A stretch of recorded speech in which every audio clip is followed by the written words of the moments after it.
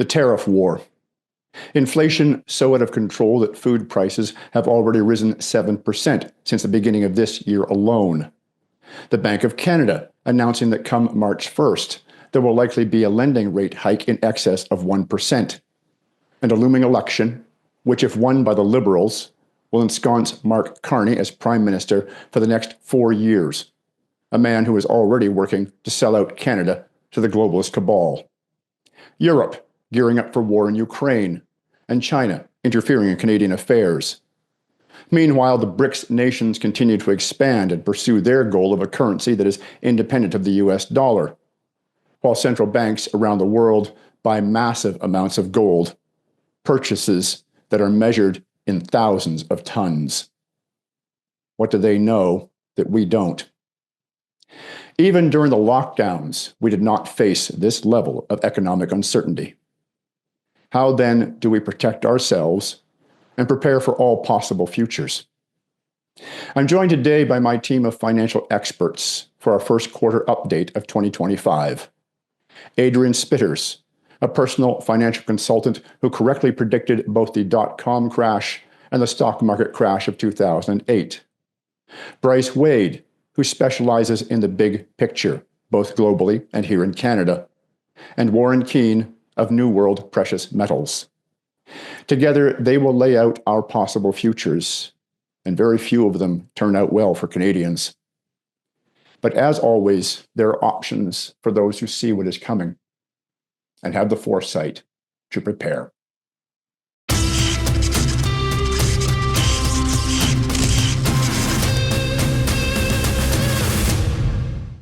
Bryce, Warren, Adrian, welcome back to the show. Always a pleasure, man. Thank you for having us back. Absolutely. And boy, do we have a lot of things to talk about with what's going on right now. So I'm going to let Bryce, you're the big picture guy. I'm going to let you start out with a summary for everybody, and then we'll move on from there. Cool. So recently I've been talking to a whole bunch of people about kind of the things that are happening in the world, right? And it made me remember when I was back in high school. So we're talking almost 20 years ago now. And my ninth grade teacher told me a story about when he was in high school or just after high school when he went to the bar, right? So he went to the bar and he would slap down 2 quarters, 50 cents, and get 2 beers and have 10 cents for tip, right? So 2 beers for 40 cents and you could drink like that all night, right? When I was in high school, when I got out of high school, right, the price of beer was basically, $6 to $8 for some cheap beer. So basically like $1 something per beer. And if you went to a bar or something, it was like $4 or $5, right? Yesterday, I went to a networking event. It was $10.50 for 1 beer, right? And the amount of increases in the price of the stuff that we buy on a daily basis has skyrocketed. That's not just inflation. That's the decline of the value of our money, right? Yes. And the reason I'm telling everybody about this is everybody has to really understand this, right? We think of everything in terms of dollars and the currency that we use on a daily basis. So when we see small incremental increases in the prices, we don't really notice it. But when you're used to something costing whatever the price is, and then it's double or triple, right? From even 4 years ago, some of the stuff that we buy on a daily basis has doubled in value or doubled in price, right? And that speaks to the real decline in our purchasing power, right? So what I want to talk about today and what we're here to talk about today and kind of update everybody in is what's happening and why, right? We've seen a massive increase in the budgets of the Western nations. We've seen massive escalations in war across the world. And the really important point that we're talking about today is why is gold and why is silver skyrocketing, right? Gold hit $3,000 an ounce last week. And that was kind of a ceiling, a mental ceiling for a lot of people, right? And we've been doing this for over a year now. When we started doing this, gold was 2,200, 2,300, something like that. So even in the time that we've been doing this, gold has skyrocketed in value. If you had invested in gold when we started talking about this, you'd be up almost 50%. Almost, right? So last year, gold did 37% roughly, and silver did about the same. And just this year, so we're in March right now, almost into April, we're already up 15% on the year. Right. So the scale and the speed of what's happening in the world is increasing. Right. And the people that, run the world and whatever are not doing it for our benefit. They're doing it for theirs. And so what we want to talk about today is what's happening. How does this matter to you? And how can you do something about this? Because I'm always the person that says there is a problem. We need to do something about it. What are we going to do? And where do we want to go? Right. So what we're going to talk about today is for me anyway, is the geopolitics of what's happening around the world, the politics in Canada of how it's affecting us, and ultimately the financial position that we're being put in because of some of these policies. So Adrian's going to cover a good portion of what's happening in Canada with Mark Carney and the threat that he is to our state. And then Warren's going to cover a couple of the technicals of gold and where we are and how it's happening. So this is kind of I want to say the underpinning of what's happening in the world, because gold has a very, very specific and very important position in the global economy, where it is the baseline for all prices, because we used to measure everything in gold, right? And because we've switched into the US dollar system in 1945, Bretton Woods 1, now we think of everything in US dollars, right? And so if that system is coming to an end or being switched into something else or being changed in some sort of way, gold is going to have a very important piece in that next era of economics, if you will. And we're here to talk about it today. So that's kind of the stage of what we're talking about today. Excellent. All right. So Warren, $3,000 an ounce gold. What's going on? I just start with silver. Silver. We're very bullish on silver. We always say we love silver. We love gold, but we love silver even more. So last year we saw a 23% increase in silver prices. And this year we see 17.24 a barrel already. So both gold and silver are really on the run. Here's the summary of, gold last year at price, 27% increase last year. And this year, similar to silver, we're up 16%. Silver's down today, but overall, this is the trend. And it's sort of starting to correlate with the stock market. We've seen some hits in the stock market lately, right? It's come down a bit. And gold and silver remaining steady and increasing. There's all kinds of projections that we could make. But just the last couple of years, this is what we have. We have this bullish momentum. Let me now show you some. Let's see what the central banks are doing. So do you see? Did I have the screen up there now? Gold and central banks. Okay. So we have the information from the central banks. So these are the biggest financial entities on the planet. They've been net buyers of gold since 2010. The last 3 years, we saw record amounts of gold. And, it is very, it's similar to, I guess, why we're talking today. We all have major concerns about the economy and specifically the viability of the fiat system. And same with central banks. They're just really huge entities, and they're really like the architects of the financial system in some ways, of the world system. And they are by record amounts. So there's the headline right there. This is 3 years in a row where they bought over 1,000 tons, right? So I always say, when I see this, it always reminds me of that saying, don't do what they say, watch what they do. And so this is, the question becomes, if they are the biggest financial entities on the planet, and this is what they're doing, the question becomes to you and I, why are we doing the same, right? Why are we getting some gold and silver to protect our wealth? The central banks do not buy silver as a rule, although some central banks, Russia in particular, has started to publicly tell the world they're accumulating silver in that as well. I read something about China the other day that they are starting to bring in other metals as a reserve with their central bank.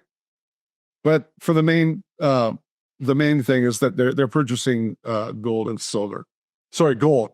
So let's look at another central bank. just to finish that off is, so this is for 2005, and basically they're still buying. There's some statistics here, 18 tons the start of 2005. So that has really been affecting the price, right? Of course, because when the central banks are buying this much gold, it helps keep that price rising in the market. Here's something that may be of interest to viewers too. So this is South Korea. And I bring this up because in North America, we still don't see a big retail market. As we say in the business, the retail is not awake yet. We don't purchase that much gold bars and coins here in North America. But in Asia, it's the opposite. In fact, in China, the government's telling their citizens to buy gold and silver. Now, this is a headline of Korea. So what happened with Korea is they first the government stepped in and suspended the sale of gold bars and coins. They were having problems with raw product to create the bars and coins, and so before they ran out, they put a halt. Well, then the public went right into silver, and that created a mini frenzy. They bought tons of silver, and so the government stepped in and halted sales of silver. So it's just giving you an idea of what's happening around the globe, where that trend of Asia, we're not even talking about the BRICS countries yet, because they keep, they have been net buyers of gold as well. But just in general, in Asia, people value gold more. The average citizen values gold and purchases more gold. In fact, I've heard a statistic the other day, which was in India, up to 18% of their wealth is held in physical precious metals, where in Canada, North America, it's maybe 1% of us own physical precious metals. So that's what's happening over in the world. And now I'm going to just set up maybe a couple of things I'd like to talk about further on today.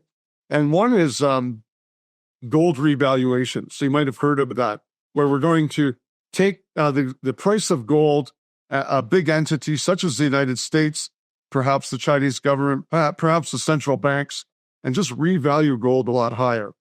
And then I also want to talk about paper gold versus physical. There's been lots of headlines. And then a little bit about Fort Knox and what's going on there as we're trying to figure out how much gold is really in Fort Knox. Okay. So I'll bring those up after, and maybe now I'll turn it over to... All right. So, Adrian, wow. Of course, just last week, Mark Carney became prime minister, and there's already signs that he is out to screw us over even worse than Trudeau did. And unfortunately, he's got the financial know-how to do it. What's your view on this? I think Mark Carney has been groomed to become the liquidator of Canada. There's certainly trends in what's happening. And I might want to start with the BIS and actually Trudeau Sr. and just to set the stage for the path of destruction for our country. Our problem has really started with the Bank of Canada and its ties to the BIS since 1974. Canada's monetary system or monetary policy was aligned with the BIS, and then so we are now tied to the BIS, and Canada, I believe, has roughly $500 million of BIS shares. And so we are in bed with the BIS. And just for anybody that doesn't know, the BIS, Bank of International Settlements, is the central bank of central banks that dictates policy to all central banks in the world, which there's only 3 countries on the planet that doesn't have one. So they work. The Bank of International Settlements is under the IMF and the World Bank, right? So it is the bank. It's the bank of all bankers. It's the bank that the banks follow. As a matter of fact, Just to clarify something, Adrian, a moment ago you said Canada has 500 million or 500 billion? Billion. 1 second. Billion. Billion. 500 million in BIS shares right now, according to the article that I found this in. So 500 million. So it's not a huge amount, but they are shareholders. And right. So, but then I found this interesting. There was a video that was going on social media about Canada in liquidation.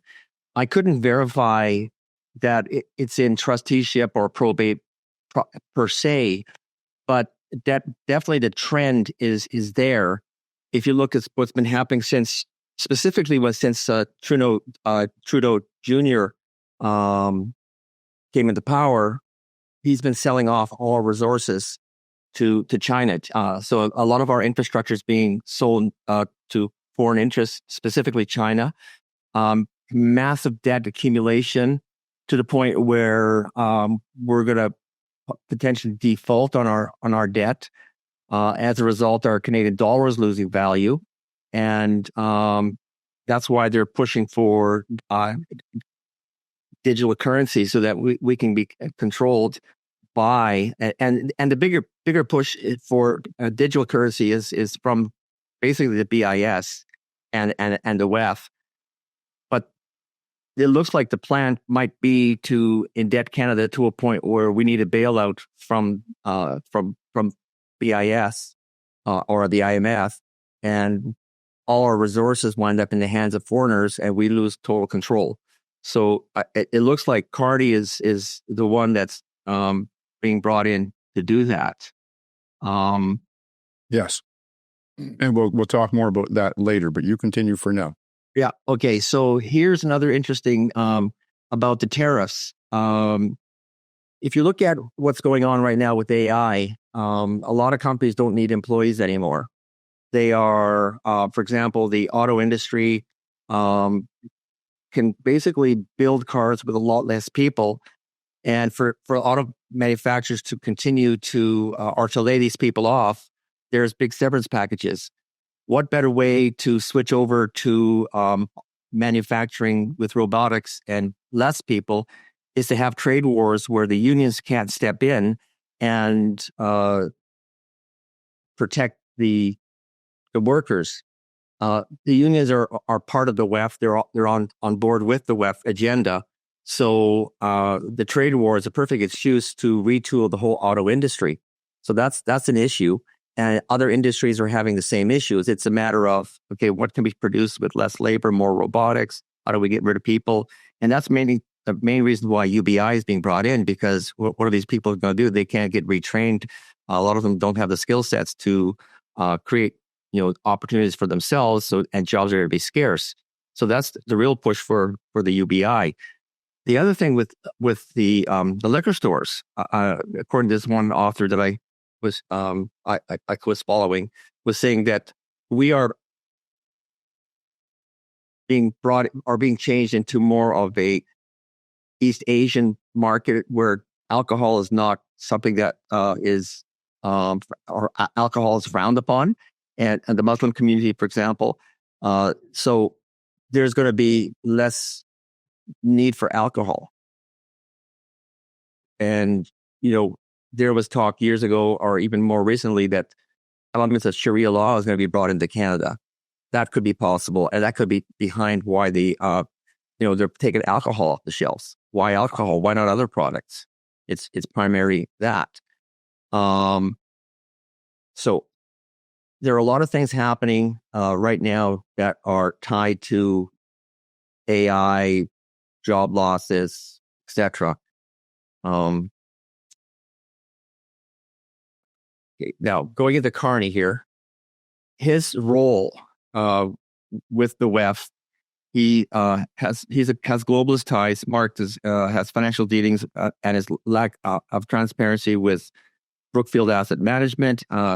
There's been recent controversy where he just moved headquarters just before the Trump tariffs came in. He moved the headquarters of Brookfield Asset Management to the United States. He's all about net zero. He's the guy who created net zero. And yet his company buys oil and gas, coal, infrastructure. So while he's preaching that Canada needs to go onto green energy, his company, or the company that he chaired, is all about the raw materials that we're no longer being able to produce in Canada, or is being shut down because of the green energy policies. So by doing that, he's also weakening Canada's trade with, he's defying the Trump tariffs. Trump is saying that the tariffs are there because of the fentanyl crisis, but it's really about, how do I say it? Trump is using that as an excuse. The real excuse is we have high tariffs in Canada on certain goods that he wants to eliminate. Market share quota, wants to eliminate on the wood tariffs, etc. And again, Carney is also behind the CBDCs because he's on the board with the BIS, and the BIS is pushing CBDCs. So that's Carney's role with. Okay. And now here's something that's been more about Carney's background. In 2008, he was with Goldman Sachs at the time, and Carney was involved in the toxic mortgage-backed securities. He led the financial meltdown, devastating millions of people. Then with the Bank of Canada, when he was governor, he was responsible for the ultra-low interest rates, fueling rampant real estate speculation, driving home prices to unsustainable levels. That was his policy. Secret bailouts. This is about the gold. Back in, can't remember, I don't have the date here, but he quietly filed about $114 billion worth of Canadian billion to Canadian banks, or sorry, about $114 billion to Canadian banks on the bailouts, and then shuffled all that gold to the gold reserves to England. So Canada no longer has gold reserves, and so we have no backup. He is tied to companies. He's has allegiances to the Financial Stability Board. He shielded banks like the HSBC from prosecution, and basically any corporation that has done bad things, Carney has been instrumental in making those things go away. And he's the big guy for net zero. And here, net zero is one of the goals that is almost impossible to achieve. It basically shuts down the whole economy. And that goal is still in place to be put in place by 2015. And it requires dismantling of the banking or banning of key materials, restricting energy use, leading to economic collapse, mass unemployment, lower living standards. He's responsible for carbon capture, which is an extremely expensive technology that doesn't really do the job. Where, like for example, Canada, we have the boreal forest that more than compensates for any carbon footprint that we create. He is forcing, well, in Canada now and the U.S., the banks are now bailing from it, but he was forcing banks to take on the net zero policies, and then through the banking system, forcing the banks to force their depositors and lenders, their borrowers, their clients, from embracing net zero policies. So he was trying to use the banks as the enforcer, but just recently, the banks are bailing from it in Canada and the U.S., I believe in Europe as well. I didn't get a date for the gold itself, but it was $114 billion. 2015. Was it 2015?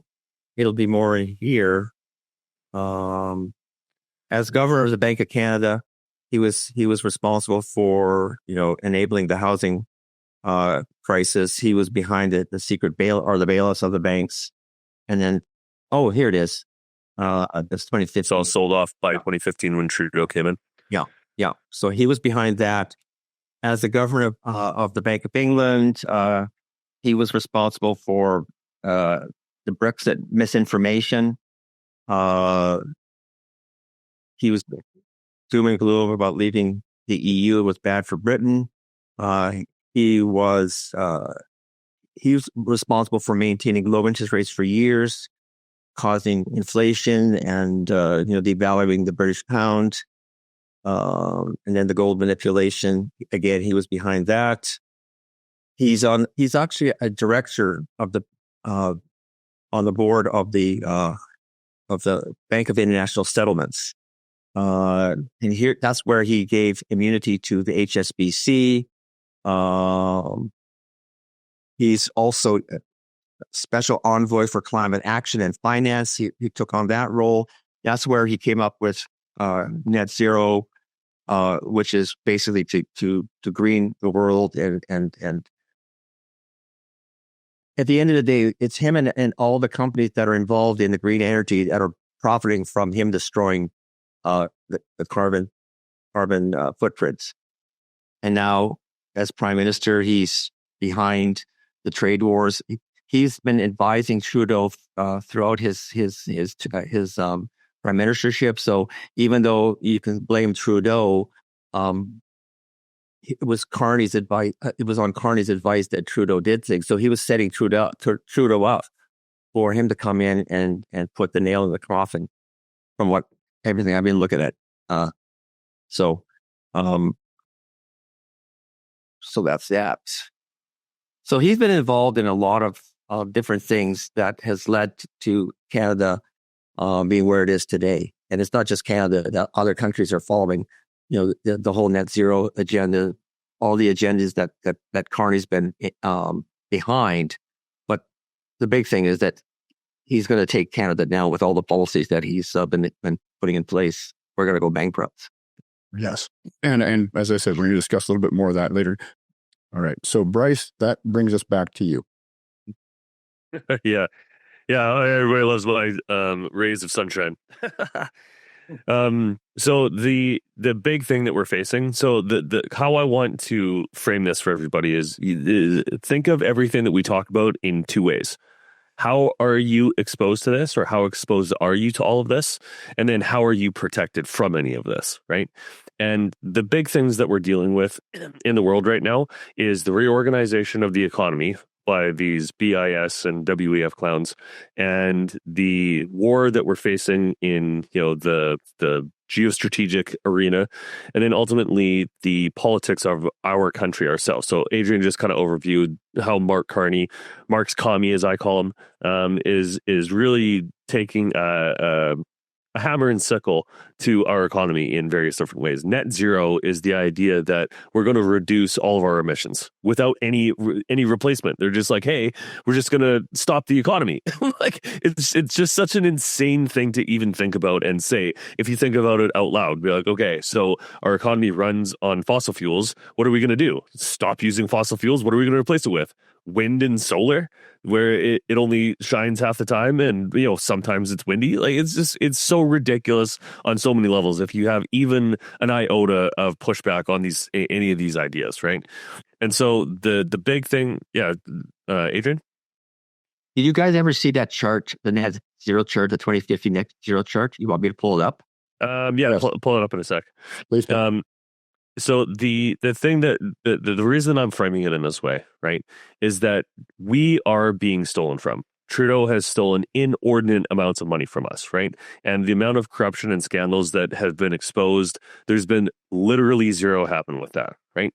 So what's happening this year, 2025, is all of the problems that we've been overviewing and talking about for the last year or so are coming to a head this year. So, way back when, I can't even remember which show it was, but we talked about the commercial real estate bubble. That is going to pop this year, right? Because there's like $2.5 trillion in the U.S. alone that needs to be refinanced this year, and the interest rates are much higher than they were previously, and real estate is going down anyway, right? Commercial real estate. And the big problem that we're facing is not only all of these other problems, but the economy itself and the structure of the economy itself is being reorganized. Now, what do I mean by that, right? So what happened in 2020 is that everybody realized that there was now only two types of jobs.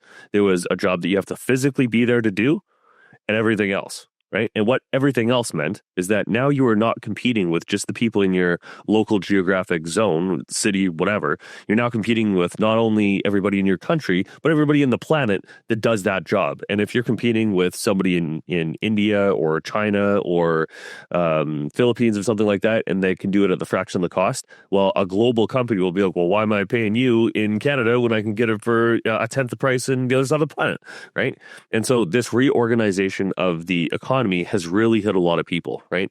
The amount of immigration that we have in the West, in Canada specifically, we've imported 5 million people in the last 4 years. That is insane on a whole bunch of levels. But if you think of it just from a raw numbers point of view, okay, how many homes do we build? Why do we have more people coming than we have homes being built? That's ridiculous to begin with, right? But the more important factor is how many jobs are being created, and how many people are coming to fill them, right? If we already have a decline in the amount of businesses that are open, we have an increase in the amount of people coming.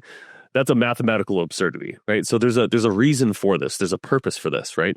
And Adrian overviewed it a little bit, but I'm going to expand on it a little bit because I think this bears repeating and showing that there's a group called the Century Initiative, right? Century Initiative that basically want 100 million people in Canada by 2100. Now that's a long way away, but we already see the amount of people that are coming into Canada massively increase. And one of the underlying problems here that they're going to try and make an excuse for is our birth rates across the whole world, but Canada as well, have absolutely cratered. So the minimum birth rate for a civilization to keep itself alive is 2.1. 2.1 children per couple. That means that one person gets replaced and the other person gets replaced. That's 2 children, right? If you have lower than that, that means that over generations, your population decreases. And this is where I'm going with this, is that our entire economic model for all of human history has been one of growth. Hey, we got more people to sell to, we got more people to make stuff, we got more people to think about stuff, we got more people to do transactions in the economy. So growth happens. Our entire life and that of all of human history, except for some times of war and famine and disease, has always been increasing because the majority of people lived on a farm and you needed more hands to be on a farm. So you had more children because not only was it a hard to have children that survived a long time, but there was a need for the economy to do so, right? But now this is changing in a very, very important way. And this is completely different from all other times in history in that AI and robotics basically replace labor in a whole bunch of different areas of the economy, right? There's never been a time in history where you could completely remove human hands, human ingenuity, and human thought processes from the production of a material or a deployment of a service or a structure. There's never been a time when somebody could push a button and a whole bunch of stuff happened without human hands having to do it, right? So this is a completely new thing in the economy, and this is the real threat that we're talking about, right? Gold and silver has always been a intermediary for value, right? And the ability to do a transaction, the ability to say, hey, I've worked all of this time, you need to give me something, so that I can go and get the resources or the services that I need to survive and live, that's always been there, right? But now, because they are reorganizing or resetting our economy into something new, this is now a threat to how we live our life. Because if you don't have people producing something and earning money in some capacity to be able to consume products and services, how does this economy and how does this economic model work?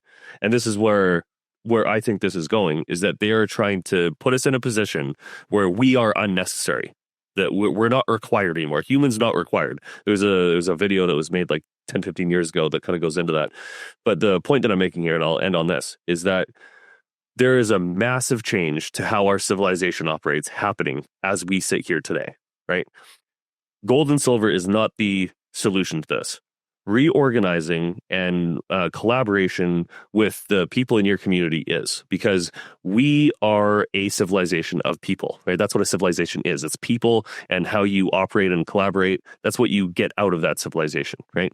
So for us to be able to fight back against this, if you will, it is requiring 2 things: organization and mobilization. And so what we talk about is kind of the financial underpinning and the geostrategic kind of situation that we live in. But ultimately, the thing that we need to think about as a group and as a society and as a civilization is, how are we going to work together? How are we going to live together? And how do we want to live together? Right? That's the big question that underpins all of the stuff that we talk about today, because there's a group of people on the planet that think that we shouldn't have the option, that we shouldn't have the vote, we shouldn't have the opportunity at all to self-determine where we live, what we do, what we use our money on, or have money at all. That's what central bank digital currencies are for, is removing that ability to do that. And so we're here today to talk about, hey, this stuff is happening today. So I hope that what we talk about today elicits a response of people, going and looking at your financial position and what you're exposed to, because the economy is turning right now.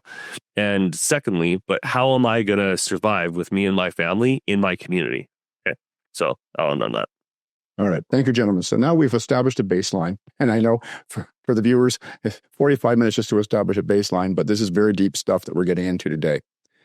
Gentlemen, Adrian was talking about the things that Trudeau has done that Carney is doing. Now, I did an interview very recently with Brett Olin, the CEO of Bow Valley Credit Union. He's a banker. He's an ethical banker. He understands what's going on.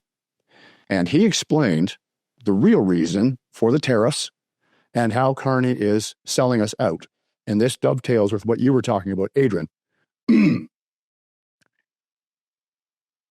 There's been a problem for the U.S. for quite some time with American dollars being used in Europe, but those American dollars were not under American control. And that was under an old system called LIBOR, where they had 30, 60, 90 days to balance those books whenever they used those American dollars. Now, Trump, and I believe this was in the previous administration, he switched them over to a SOFR system where those American dollars that the Europeans are using have to be balanced every night, just like the Bank of International Settlements. And so he took away from them the ability to manipulate the American dollar. So now we've got Carney. And 2 days after he's sworn in as prime minister, he makes an announcement that we're going to sell $300 billion of our debt in American dollars to the European Union. Brett Olin calls this essentially the loony dollar, because before it was the American dollars that were being manipulated by the Europeans were called euro dollars. So Brett Olin has coined the term loony dollar. That's what Carney's trying to do. And we know that Carney is no Canadian. Sure, he may have been born in this country, but yeah, he was governor of the Bank of England. He infamously called himself a European when he was speaking to the European Parliament. He has no loyalty to this country whatsoever. He's very much globalist, very much on board with their agenda. And so what happens here, if I'm understanding everything that Brett told me, and I think I do, Canada then sells $300 billion of debt to Europe in American dollars that the Americans do not control because that's under Canadian authority. Now, of course, we have to pay on that debt. But the whole purpose of this is to destroy the value of the American dollar, because that is the one thing that could stop the world from moving to CBDCs. This is the other thing that Trump's doing. He's balancing the budget, right? He's got Doge, he's got Elon Musk slashing things, balancing the budget. He's taking back control of the American dollar. This is what the tariffs are for, in order to stop other countries from being able to manipulate their dollar. And so we've got this war happening where Trump is trying to protect the American people, the American dollar. And we've got people like Carney who are working with the European Union, whose economy is in a shambles, by the way, even worse than ours, to give them back these American dollars that are not under American control through Canada. And the follow of this is that A, Trump cannot back down on the tariffs because it's the only way he can shut that down. Yeah. And B, it will bankrupt Canada. Yeah. Gentlemen, I would like your comments on this, and we're going to start with Adrian. I wholeheartedly agree. I read an article. I didn't vet it out well, but the plan is to destroy the American dollar, and Carney is instrumental in doing that. So I totally agree with your take on that. So the other thing that I read is that, or you've seen, is that we're being encouraged to join the European Economic Union. to be part of the euro. Whether it's going to be we're going to take on the euro dollar, I don't know if there's any footing on that. But I hear rumors of that as well. So yeah, I agree. All right, Bryce, what do you think? Yeah, I am. So I think this perfectly encapsulates what's happening and why, right? So the only way that you can destroy a currency is by hyperinflation or default, right? Those are the two reasons that currencies collapse, right? And throughout history, this has happened in innumerable cases, right? Somebody gets overextended and they can't pay their debts, they default, nobody trusts them, they collapse. Or they get hyperinflated, which is what happened in the Roman Empire and many others, and their currency becomes worthless, right? And so because Bretton Woods was the original underpinning of the global financial system when they took over from the British in after World War II, right? We've been living in the euro dollar, the USD system, right? And what I'm showing here in relation to CBDCs, this is the reason that they're doing this, right?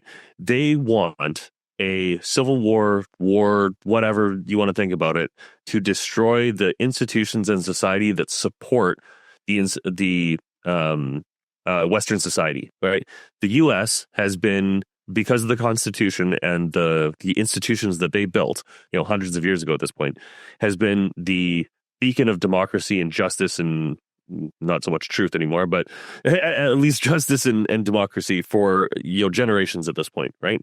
That is a threat to their totalitarian control. And why I'm showing this, Vietnam is the first major country to go fully biometric transparency. The country with a population of 100 million will go fully biometric transparency in 2025, right? And this is what they want. This is why they want it, right? If you take the digital ID and marry it to a central bank digital currency, that means that all of your transaction and finances and every transaction that you ever do, just like on the blockchain, is now connected to you, the person. And if they don't like you and you don't toe the line, you can push a button and get rid of them. You're like, hey, you can't go and do anything now. Like carbon credits, this is what's happening in Canada right now. My bank has the voluntary option to track how much carbon you spend with the idea that you want to reduce that carbon, right? So we're putting a carbon cap on people's transactions. It's so ludicrous and dystopian and tyrannical. I just hate it, right? But the other thing I'm showing here is this is what's been happening all across the West. Right. And the central bank digital currencies that Carney and all of his ilk are pushing on us are the final mechanism to absolutely control everybody. Right. So my opinion on this is very stark. Right. This is, to me, the end game and the final battle that we have to fight and resist and ensure that it does not happen. Otherwise, all of the freedoms that we enjoy today that have been fought for and bled for generations, we will lose. Right. So my opinion of this is very stark, is that this is a very serious situation that we're all dealing with. And one of the reasons I got into gold and silver is because I recognize this. I was like, I don't want to be in a system that is run by the idiots that are currently running the system. Like, why would I want to do that? And the only way that they would be able to get people to voluntarily or ask for a new system is if the old one is broken and they can't feed their family. Right. That is the desperation that they are trying to create with us. And the last 10 years have proven this. Our quality of living, the amount of wealth that we have in Canada has been slashed by all of these policies that are absolutely anti-Western, anti-Canadian, and anti-reality. Like, they're just straight up lying about what's happening and why. And I just can't stand it anymore, man. And so kind of where I'll leave off on this is that this is an existential threat. Like, and I don't say that lightly. There's lots of things that are existential right now, but this is one of the biggest. Like, the central bank digital currencies are one of the biggest threats to us. And all of the policies that are being implemented across the Western world are pushing us into that. Or Ursula von der Leyen last week, the week before, whatever it was, they're literally saying, hey, we're going to roll out a digital euro now. They were saying that was a conspiracy theory a few years ago. And they're like, hey, we're actually doing it now. Like, yes, within 6 months. All right. So first of all, to address something that you were just talking about, Bryce, and that we've touched on a few times before, for anybody who's not quite on the loop yet of why we've got this list of lies out there. The green agenda is the biggest one of climate alarmism, which is completely untrue. very easily proven that man-made global warming by CO2 emissions is absolutely a scientific impossibility. The reason for it is these globalists do not have an army. They can't march in and enforce totalitarian control militarily. Certainly, they have a certain amount of control over the UN, as we've seen. UN soldiers were involved in the Hamas October 7th attack on Israel. That's now been confirmed.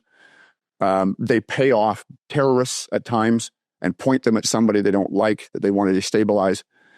But beyond that, I mean, they can't just march into all of our countries and point guns at our heads and say, you're going to fall in line and do whatever we tell you to do, we're going to shoot you.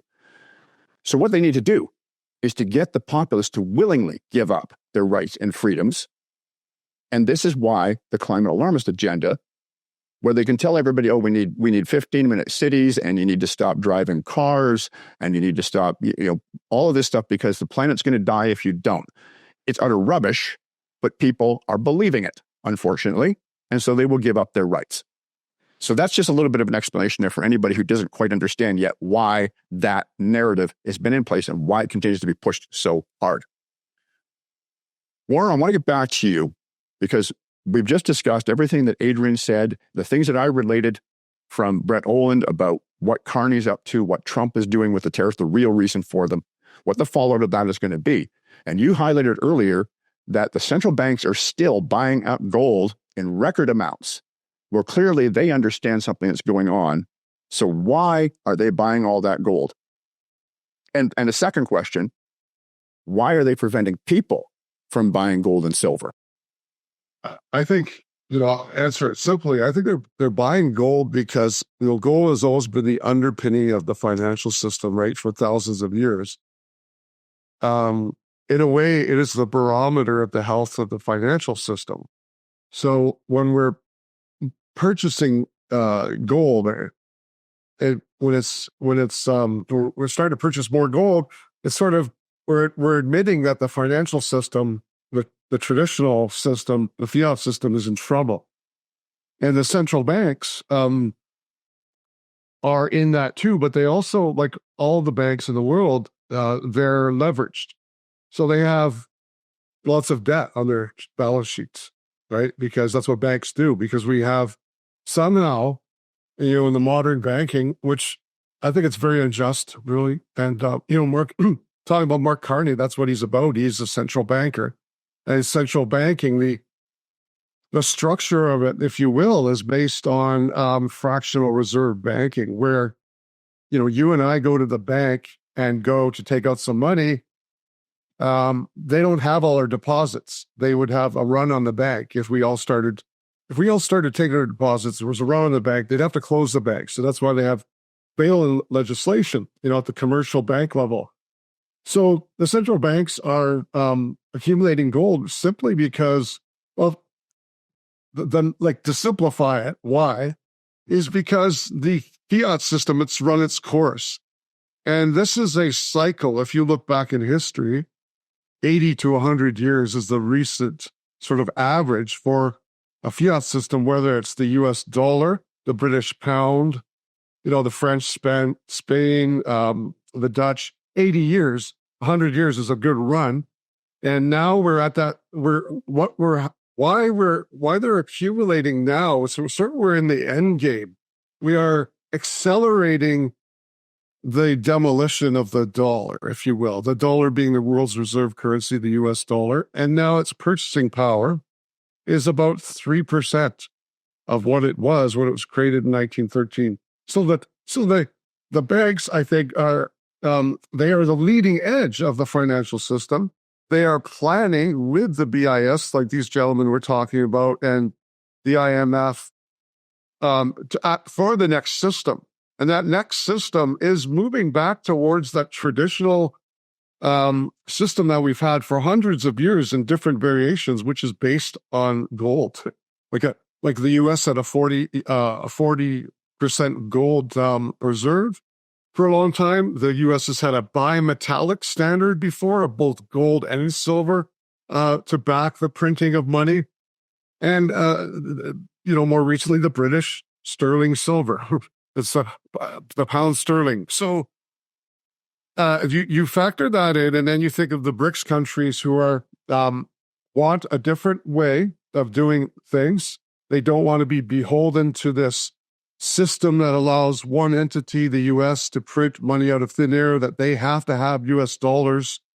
They have to hold them because commodities are based in U.S. dollars.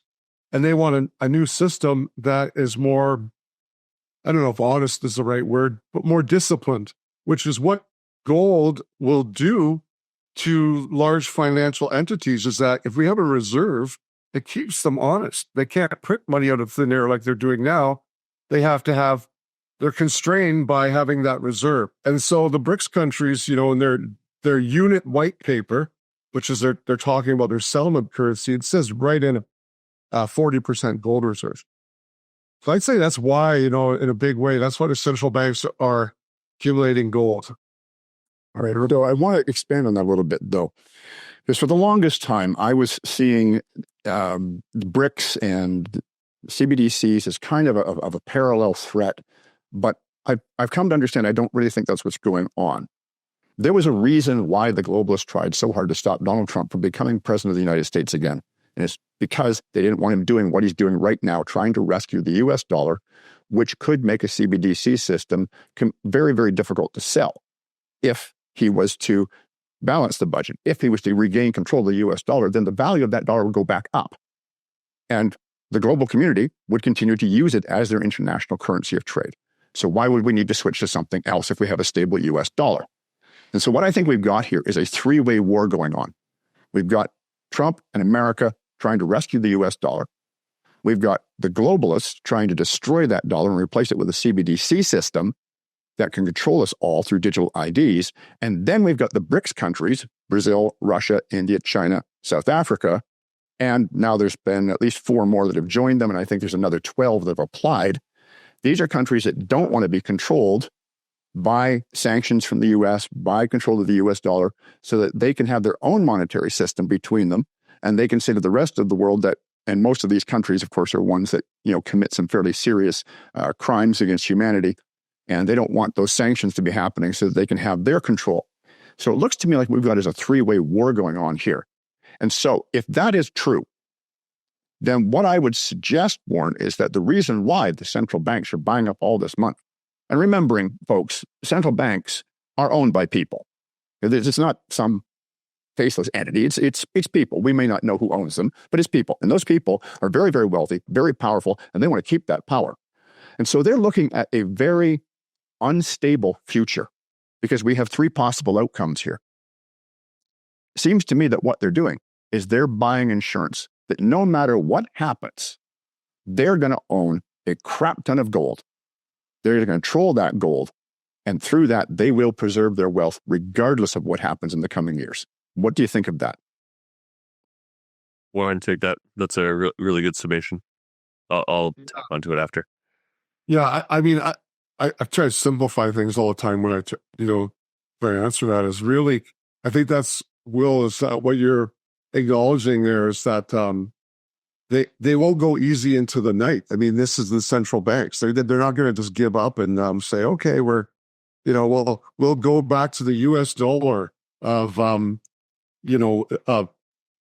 privately. And Trump has talked about, he's mentioned, or in his circles, they mentioned abolishing the Fed, right? Abolishing the central bank, the printing of money by a private entity. And it is really, in my opinion, the downfall of the West and the United States being the leader of the West, especially with the Western-led financial system, is that when you allowed private entities, which is the central banks, to control the creation of money, you give up everything. You give up your sovereignty. We can distill that down and look at where we are right now in North America. We have all these resources. We have, especially Canada. There's no way we should have people living on the street in tent cities. We have all these resources, and somehow we agreed, or somehow what's came into play here over the last 100 years is central banks with this idea that we can keep having inflation, and somehow it's okay to have 2-3% inflation a year, which just accumulates, and it's robbing us. And who's getting rich? The central banking system is a mechanism to enrich that 1%. It is really now a mechanism that facilitates the unequitable distribution of wealth, where the rich get super rich. That's what's happening. And, we could go back to like John F. Kennedy. They were just published some papers, right, of the JFK files, just I think yesterday, 2 days ago. Yes. And a theory that I've always believed in, and I think maybe this is why Trump was shot twice already, is that JFK wanted to, one of the things he was against the globalists in multiple ways, Cuba, Bay of Pigs, lots of different things, but he wanted to also start printing greenbacks again, produced by, right? Yes, let me jump in and give you a little bit of history here that I happen to know. There have been 3 presidents in American history that have attempted to shut down the fractional reserve banking system and take the control away from the globalists. And they were Abraham Lincoln, James Garfield, and Kennedy. And all 3 of them were either assassinated or died under very suspicious circumstances. James Garfield in the early 1900s died on a train of food poisoning. I mean, come on. Easiest place in the world to poison somebody. Woodrow Wilson actually got rid of the central banking temporarily too before they got it back in. Right. So we've had presidents that have tried to shut this down. And I would not be surprised that if Donald Trump succeeds in protecting the American dollar, that might be his next step, because that is the cause of the inflation. The fractional reserve banking system, where banks can simply create money out of thin air, which of course is going to devalue it, which of course is going to cause inflation. So I'm sorry to interrupt there, but I just thought that little history lesson was very important to understand the lengths that the central banks will go to protect their wealth. And this ties back to what we were just discussing about there's a 3-way war here. They don't know what's going to happen, but only one of those outcomes allows them to keep their fractional reserve banking system, and that is if Trump rescues the U.S. dollar. And even if he does, he might still shut down fractional reserve banking, at least in the U.S. So what are they doing? Buying up tons and tons of gold. Yeah. It's an insurance policy. You've got to remember that the central banks are owned by the banking families, and ultimately etc. Yeah, it's all in the control of private enterprise, really, or private families. It's really all about the control of wealth, because they own so much already, and the reason they want to enslave the population is they don't want the population to have what's remaining. To continue to grow and to continue to gather more wealth, they need to enslave humanity, basically. Yes, absolutely right. All right, Bryce, you were going to comment on all of this. Yeah, so I think this is a really good segue into this very important idea.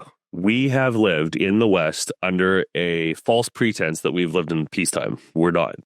Peacetime is over. So anybody that thinks that you can escape this, run away from it, hide from it, get that idea out of your head. That idea is over, right? This is now a time of war, and everybody gets to participate because the powers that shouldn't be have decided that this is what we're doing now, right?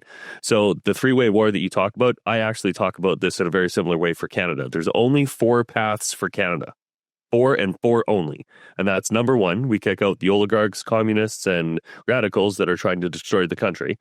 And we get our shit together, as it were, and figure out what we need to do and actually go and do whatever that is, right? That's a whole process. We can discuss it if you want to. Probably not the best for today. But that is option 1. That's my preference. Hopefully that happens, right?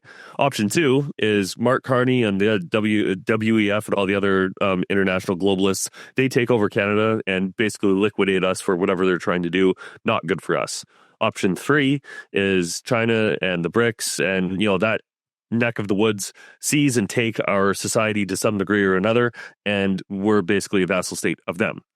Option 4 is we become, Fortress North America with the U.S. and, Donald Trump makes us the 51st state or whatever that means or however that works. We basically become a vassal state of the U.S.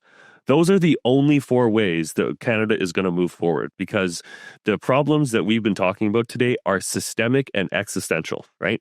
And it's important to understand with a war, wars only stop when somebody wins and somebody loses, right? So this is something that everybody is a part of now. And I feel like Chicken Little a little bit, because I've been seeing this for decades at this point, and, crying and complaining about it for years.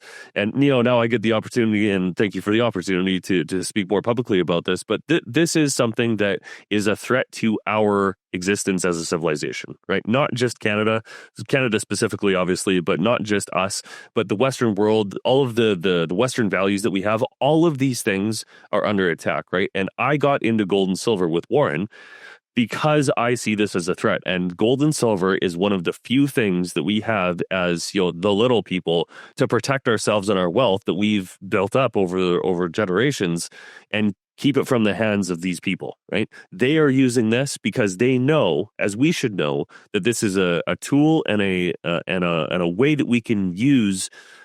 The way that we can protect ourselves from all of this chaos, right?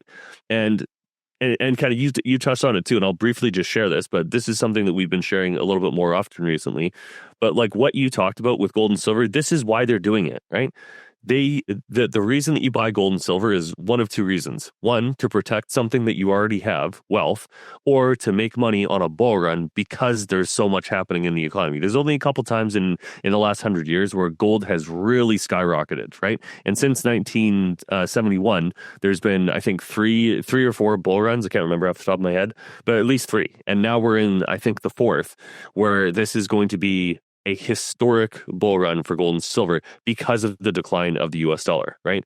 So savings, portfolio insurance, investment potential, and the chaos in the world. This is why central banks are doing it. And this is why a lot of the people that we talk to, a lot of the people that call us up are like, hey, I'm concerned about the world. I want to protect what I have, and I want to make money off of this as well to increase my wealth, right?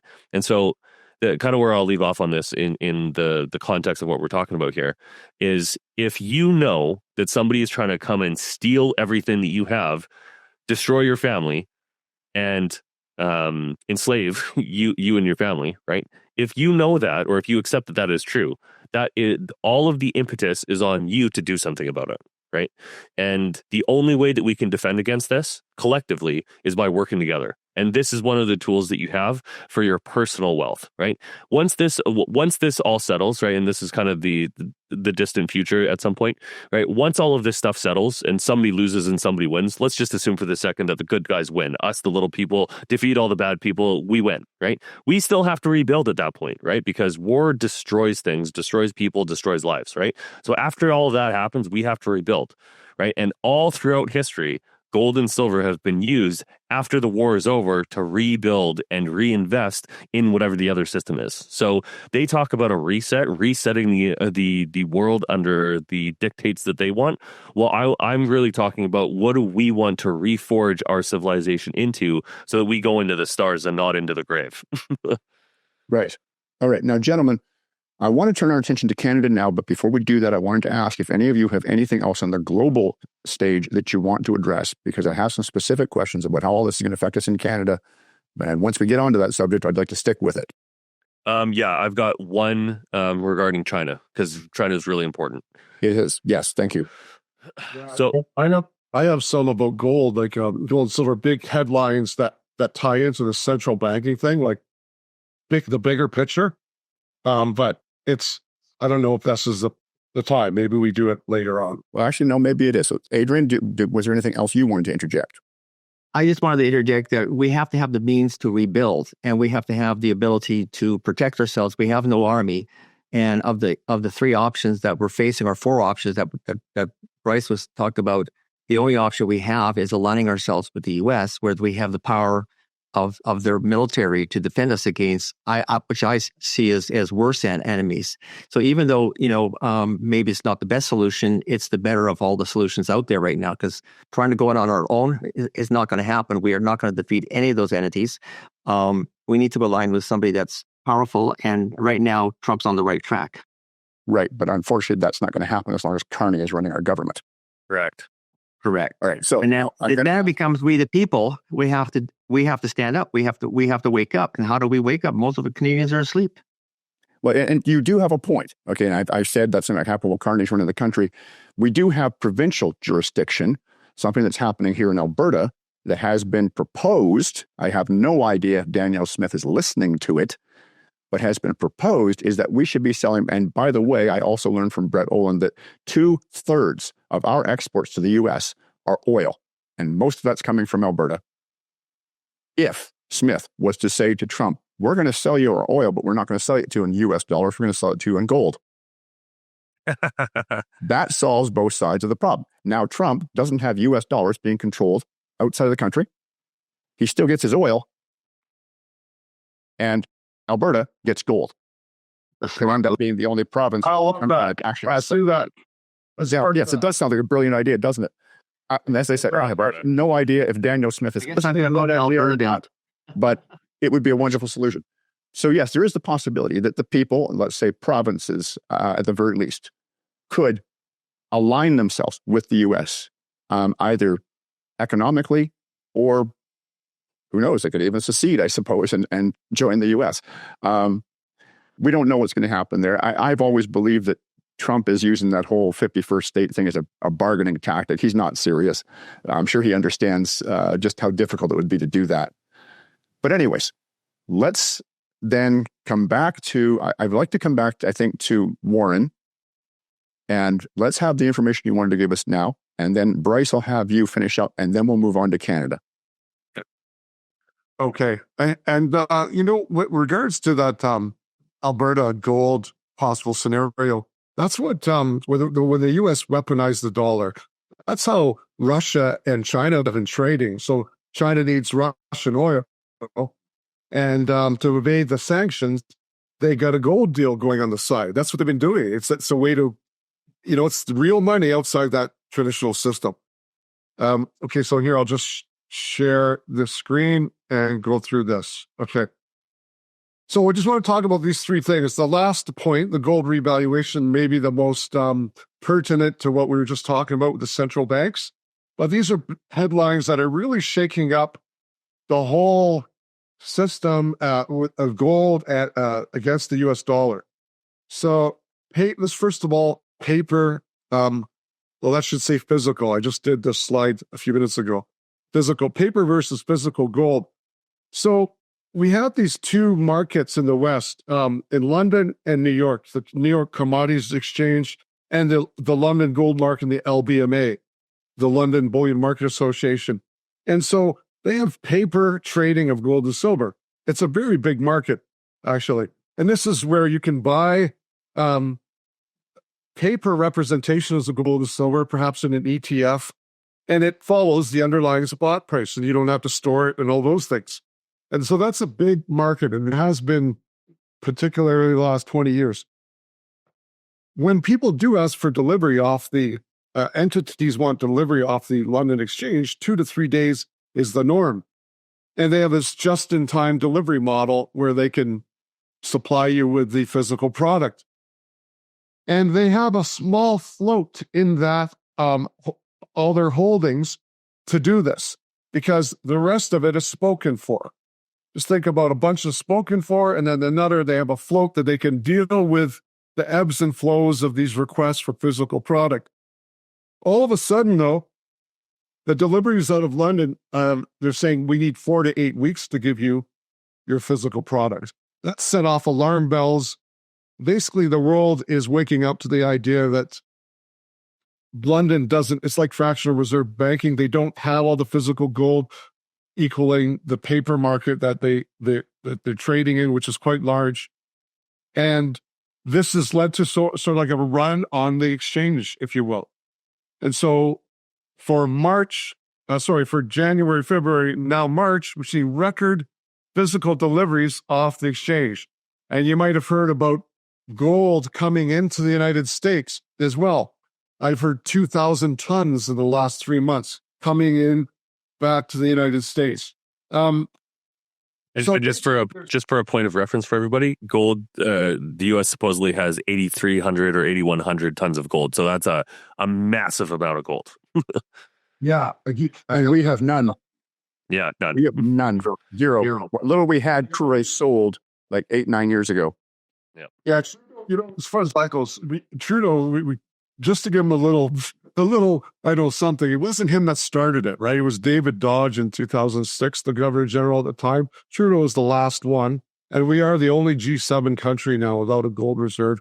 I wonder if that's more of a diabolical plan to keep us bankrupt so we could do what Mark Carney, what Adrian was proposing there. We're bankrupt. The world goes to a gold standard. We don't have it. That's something to think about.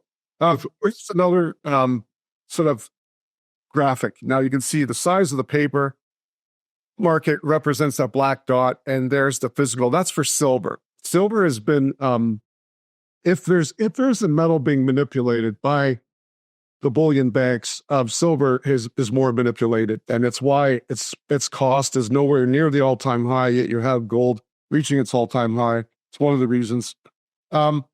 Here's another chart. This is delivery off the New York Commodities Exchange or physical deliveries. Now look how it's just shot up there. So these are contracts where in the past you might just roll it over and get more paper. But now, instead of rolling over, people are demanding, I say people, it's entities, sovereign wealth funds, countries demanding physical product. So this tells you, it's sort of like I look at it like the emperor wears no clothes. They don't have all the physical product. They never have for all the paper. And people are getting concerned, worried, taking it off these exchanges. So this is now the other topic that we keep hearing about, which is Fort Knox, because if we are going to talk about revaluing gold, perhaps, which I'll mention in a minute, or we need to do an audit of what is really in Fort Knox. Apparently, Fort Knox has not been audited since the 50s, and then a lighter one was done in the 70s. And it's a real problem because if we all sort of agree, and to me, it's very apparent that gold is underpinning everything here in the financial system, that we need to know how much we have. I say we, the U.S., but the world's financial power. So how much is in there? Like Bryce said, we think this is the official amount, 8,133 metric tons. Okay, so the official stats say the U.S. has the most, just like why were they given the world's reserve currency status? They had the most gold. They had the biggest navy, the biggest economy. When they did that back in Bretton Woods, well, supposedly they have this much gold still, but it's not been audited. So, and also there's 4 locations here, okay? It's not just Fort Knox. Fort Knox is the most famous one, so we say it's Fort Knox, but there's 3 other locations. So is the gold all there? We don't really know. We know that there's different theories. One of the people that I sort of follow quite a bit is Jim Rickards, who he thinks it's all there, but it's probably hypothecated. It's probably leased out. There's also just like an audit. If you're really serious about it, you would go in there and say, what is the purity of this? And reason why the purity is suspect for some of it, maybe 10% of it, is that when they confiscated gold in 1833, they had coinage that was 90% pure as well as 100%. I think it was called Confederation dollars, 90% pure. They melted that down. So you got all that going on too. Is it all there? Is it all pure? It's hypothecated and least likely. I personally think from all the studying that I do and continue to do and have done is China has a lot more than they're saying. It's more opaque over there. The Communist Party owns the banks. The banks can hold gold. They are buying gold off the traditional channels, off the outside of the LBMA and the New York Exchange. I think they probably have more in the U.S. Unfortunately, may not have all this 8,133 tons. So there's the estimate of this gold flying back into New York. And so now we're trying to figure out, why is that? Is it because some people brought up the tariffs? They were trying to get it out of London into New York before these tariffs. I don't think that's true. I don't think there would be tariffs on gold and silver. Another thing is another scenario or a theory of why this gold is coming in would be traders at the bullion banks playing the arbitrage, because the prices were starting to get a little bit higher in New York than they were in London. So trying to make the arbitrage. Another is Trump is calling everything in from all over the world, wherever there's gold, and getting it into Fort Knox. So there's those different things. So let me wrap up now with the last big topic that I think ties into the central banking theme that we've been talking about, which is possible gold revaluation. So what does it mean? It's really where a big entity like the central banks, like China, like the United States, who have all this gold, to one day just revaluate it. And so instead of $3,000 dollars an ounce of gold, we wake up and it's 10,000 or 20,000. It sounds far-fetched, but it's actually been done before. And what would the purpose be? Well, to restore confidence in the fiat system, perhaps, to strengthen the U.S. currency, restore some discipline into it. So if we had that gold reserve requirement again, we couldn't print money out of thin air, which is, to me, this is the central banking thing that, their ability to create currency. You can see how evil it is, unjust it is anyway, just to print money out of thin air. It's just wrong. And we have historical examples. Like in 1933, we confiscated gold. We paid people the $20.67. 6 months later, we revalued it, $35, devaluing the people that held dollars. They, again, in 1971, at that time, it was fixed at the $35 level, and then they let it go free. And on the balance sheet of the United States, the gold is valued at $42. And so that was the last price before it got floated. And now it's, floating, and it goes up with the markets.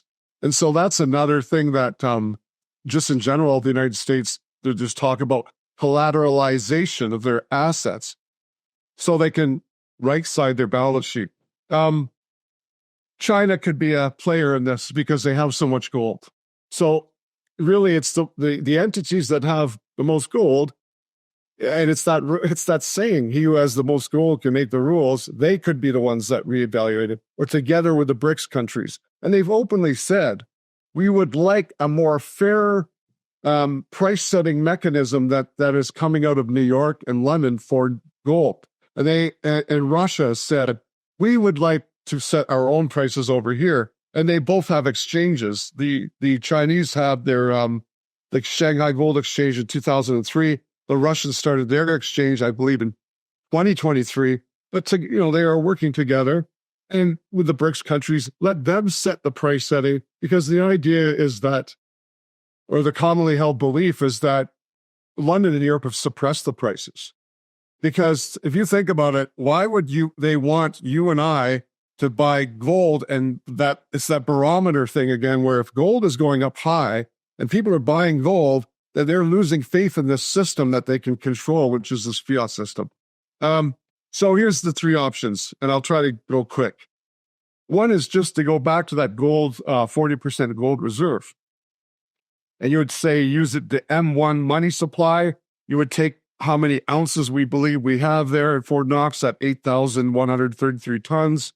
And you would revalue gold to 27,500. Now, that would give the U.S. the 40% gold reserve. Like we said, we've done it before. It would restore faith. That's the idea in the U.S. currency. It would equal what the BRICS has saying in their white paper of the unit white paper, where they're saying 40% gold reserve. There's all kinds of pros and cons. This could destabilize a lot of things. Adrian would be better qualified to tell you about this. I mean, it's really changing the very underpinnings of the system. Here's another scenario. This is more radical. Now you'd revalue it much higher, like it's something like $140,000 an ounce. It sounds far-fetched, but really, we've done this stuff before. Just keep that in mind, to really wipe out all the debt. it would change the whole system overnight. I don't know. It's beyond my wheelhouse to tell you how that would roll out, but there is talk about it. And, immediate debt relief, supposedly, and maybe the central banks, again, who say they are slowly shedding U.S. treasuries, right? Getting rid of that the gold, the U.S. Treasuries while accumulating more gold. The BIS that we talked about, they designated gold as a tier 1 asset now for the central banks, and they have a lot of debt. Well, what better way to get out of that debt than say this other asset is worth a lot more? So here's another thing. And again, these things, I'm just going to gloss over, give you the highlights because, I'm not an expert at treasuries, but basically this is someone called Judy Shelton. If you really want to learn about this stuff, I recommend following her. She's very wise. Trump would like her to be on the board of the Federal Reserve. And her idea is that right now we have $7 trillion coming up for debt for the U.S. this year, right? And it's really hard to fathom how they're going to sell this debt again because the big players, the big buyers like China, Japan, they're not interested in buying. They're losing their appetite to buy more U.S. debt. And so now it's harder to sell. Then you get into, well, what's going to happen next? The Federal Reserve will monetize its own debt because that'll be the last resort. But maybe one way is to say, look, countries around the world, you have this U.S. debt. The U.S. owes you. We're going to pay you back, but we're going to change it to 100-year treasuries, 100-year from the 10-year. And we're going to back it by gold, 100%. And so we're going to restore confidence that, it is backed by gold and we can't pay you. And one idea is that Trump might force their allies to do this, whether they want it or not. Canada holds quite a bit of U.S. debt as well. And so instead of paying us back, they say, we're not paying you back. You're an ally. If you want to keep selling into our market, this is another sort of thing they could hold over as allies. But basically make the treasuries more sound. And Judy Shelton is a big proponent of going back to sound money. And she's down on the Fed. I think too, I'm seeing it more and more. Now I get it why central banking, privately controlled printing of money is bad for all of us. Anyway, it's like stable instrument again. Restore confidence, and maybe get countries, entities excited about investing in treasuries again. So I'll stop there. Those are the big things that are happening now in the gold and silver world, and goes around with the central banks and all that. So I hope that was interesting. All right. So, Adrian, do you have anything you want to add to that before we come back to Bryce for the big picture wrap? Yeah, just briefly, I wanted to.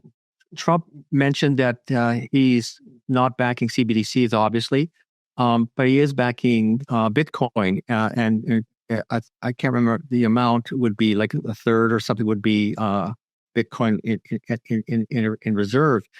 Well, one plan that I heard of, haven't really vetted, is the plan to allow Bitcoin to run wild, and some estimates that Bitcoin would reach $1 million Bitcoin. And so then you have that Federal Reserve money grow to that value, turn around and then buy back gold at the current, keep gold suppressed for a while, allow it to grow, but keep it suppressed. Buy gold at the current price with that Bitcoin value, and then revalue gold at 100,000 or 140, whatever that number is. That would go a long way to totally wipe out the debt. Right. And basically a reset. Yeah. Right. Yeah. Bryce? Yeah. Thank you for bringing that up. Sorry, I interrupted here. Yeah. But using Bitcoin, and purchasing gold using the gold. Purchase the Bitcoin, purchase the gold, current price. A literal pump and dump. Yeah. Dump up and dump. But tie that into what Will was saying about, Trump looking to get out of this control of these central banks, perhaps that could do it. Where if they have, the home of the innovation with crypto, I'm a crypto aficionado, I'll call it. It is the U.S. and he's also promoting U.S. made coins, U.S. made tokens to be tax exempt. And if he could pull that off, maybe that would give a way out of like a new monetary system outside of the central bank control. I would love to see that happen myself, but or maybe destroying along the themes of a multipolar system where we have different currencies. And there's advocates in the U.S. now saying we've got to get off this world's reserve currency, stop being the world's reserve currency this way. There is people that are pro-U.S. thinking about this. It's very interesting, Joe. All right, Bryce, let's have your summary. Yeah, so I'll kind of I'll keep this fairly brief because this is where this is all going, and I kind of mentioned it before, but I'll just kind of end with this: is that we've entered a time of conflict, right? You can tell it from the economics, you can tell it from the politics, and you can tell it from actual war, right? And so I'll briefly bring this up, but one of the things that should really scare people right now is that the bail-in legislation that we've been talking about for more than a year now, right? The European Commission to use $10 trillion of citizens' savings for EU defense. Right. So like they're talking about remilitarizing Europe. I mean, Europe's been under invasion for going on a decade or two now, right? From the third world immigration type stuff. And the US has basically told them like, hey, we need to prepare for war with China, because at the end of the day, like the three pronged war that you were talking about, right? China is an antithesis to Western values. They don't care about human rights. They don't care about freedom of speech. They don't care about freedom of expression. They don't care about freedom of anything. They care about power and control. That's all they care about. And they will do literally anything, including executing and genociding their own citizens to maintain that control. Like the amount of depravity and insanity that the Chinese Communist Party is they alone are an actual existential threat to humanity and truth and justice and all those good stuff that we care about. But that war is coming. They have stated it. There's multiple military leaders in the U.S. that have also stated it. 2027, 2026 looks like the time that they think war with China is going to happen. And the U.S. cannot fight 7 different wars all across the planet, right? And so what we see right now, what we see happening right now, even though they're talking about a ceasefire with Putin and Russia, that's not going to happen. Like the Russian Federation is now on full war footing, right? Yes. They are fully mobilizing 10% or more. I think it's like 20% or some ridiculous amount of their economy is fully war mobilized, right? You cannot turn that off and you cannot turn that around until the war stops. And Trump, despite what he's saying publicly, is taking strategic choices to empower the U.S. to fight multiple wars. They're talking about fighting Iran with Israel. I don't agree with that. I don't agree with the war in Ukraine, but I do agree with the war in China, and here's why. China has explicitly said, we are trying to destroy the West. I happen to be part of the West. I don't really want to be destroyed. So, sorry, China and the CCP that controls them. I don't want you to win, right? And so as much as an anti-war person as I am, I'm also not a pacifist. I'm also a realist. I look at all of the stuff that's happening in as accurate a way as I can, right? And Adrian and Warren have just explicitly said, what does the financial end of this actually look like? Well, I'm here to talk about what is the physical reality that we live in, right? I ask a lot of people a lot of the time, what do you think is more probable? That we have world peace and we become a global civilization that goes off into space and we start exploring the universe and the galaxy, or we fight World War III and we fight to the death whoever wins.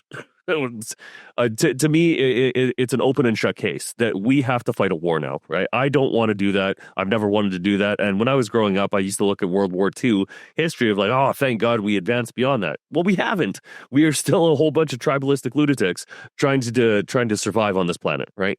And where this is going is nowhere good, right? And so the important thing to me for everybody to understand is that everything that you do now, everything. So the choices that you make every day, the purchases that you make every day, the people that you talk to, what you talk about, all has to be within the context of there is people that are fighting a war with you. Even if you don't want to fight a war, and I certainly don't, we are being forced into this by powers that are beyond really our comprehension, our pay grade. But at the end of the day, us, the little people, the people that are just trying to survive, just trying to have a good time with their families and just trying to live life, we are being forced into another war that is at this point existential, right? So I really want to stress this, the importance of this is that whatever we choose to do in the next year, in this election, in all of the politics and the policies, and we can talk about a little bit about the Canada specific stuff in a bit here, but this is the what do you call it? The era, the zeitgeist, the challenge of our generation is we have to survive this, right? Even if we do survive, we then have to still thrive after that. And that means that we have to reforge our society to be tougher, right? We are a soft society now, and it is time to harden up. Right. And of course, I agree with you. It's going to come to a war probably with China at some point. And the other thing that is almost certainly going to happen, unfortunately, is going to be a European war with Russia over Ukraine.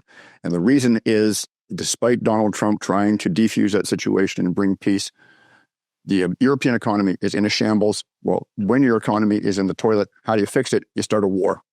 Yeah, 100%. So exactly. this is why they're gearing up. We've got countries in Europe that have now recently boosted their war expenditures to 4% of GDP. They are gearing up for war. They have to have a war because otherwise they're going to go broke. Now, gentlemen, I'm going to want to move to Canada. With all the uncertainty that's on the horizon and with the collapse of the current financial system virtually guaranteed, precious metals are one of the few places you can put money where you're probably safe. And, what are the banks doing? What are the governments doing? What are the wealthy doing? They're buying precious metals. And as we just determined in this interview, well, the reason is they don't know what's going to happen either. They've all got their plans, but it could play out in several different ways. But as long as they've got tons of gold, they're fine. And so the viewers need to understand this too. As long as you have some precious metals, you're going to weather this a hell of a lot better than people who don't.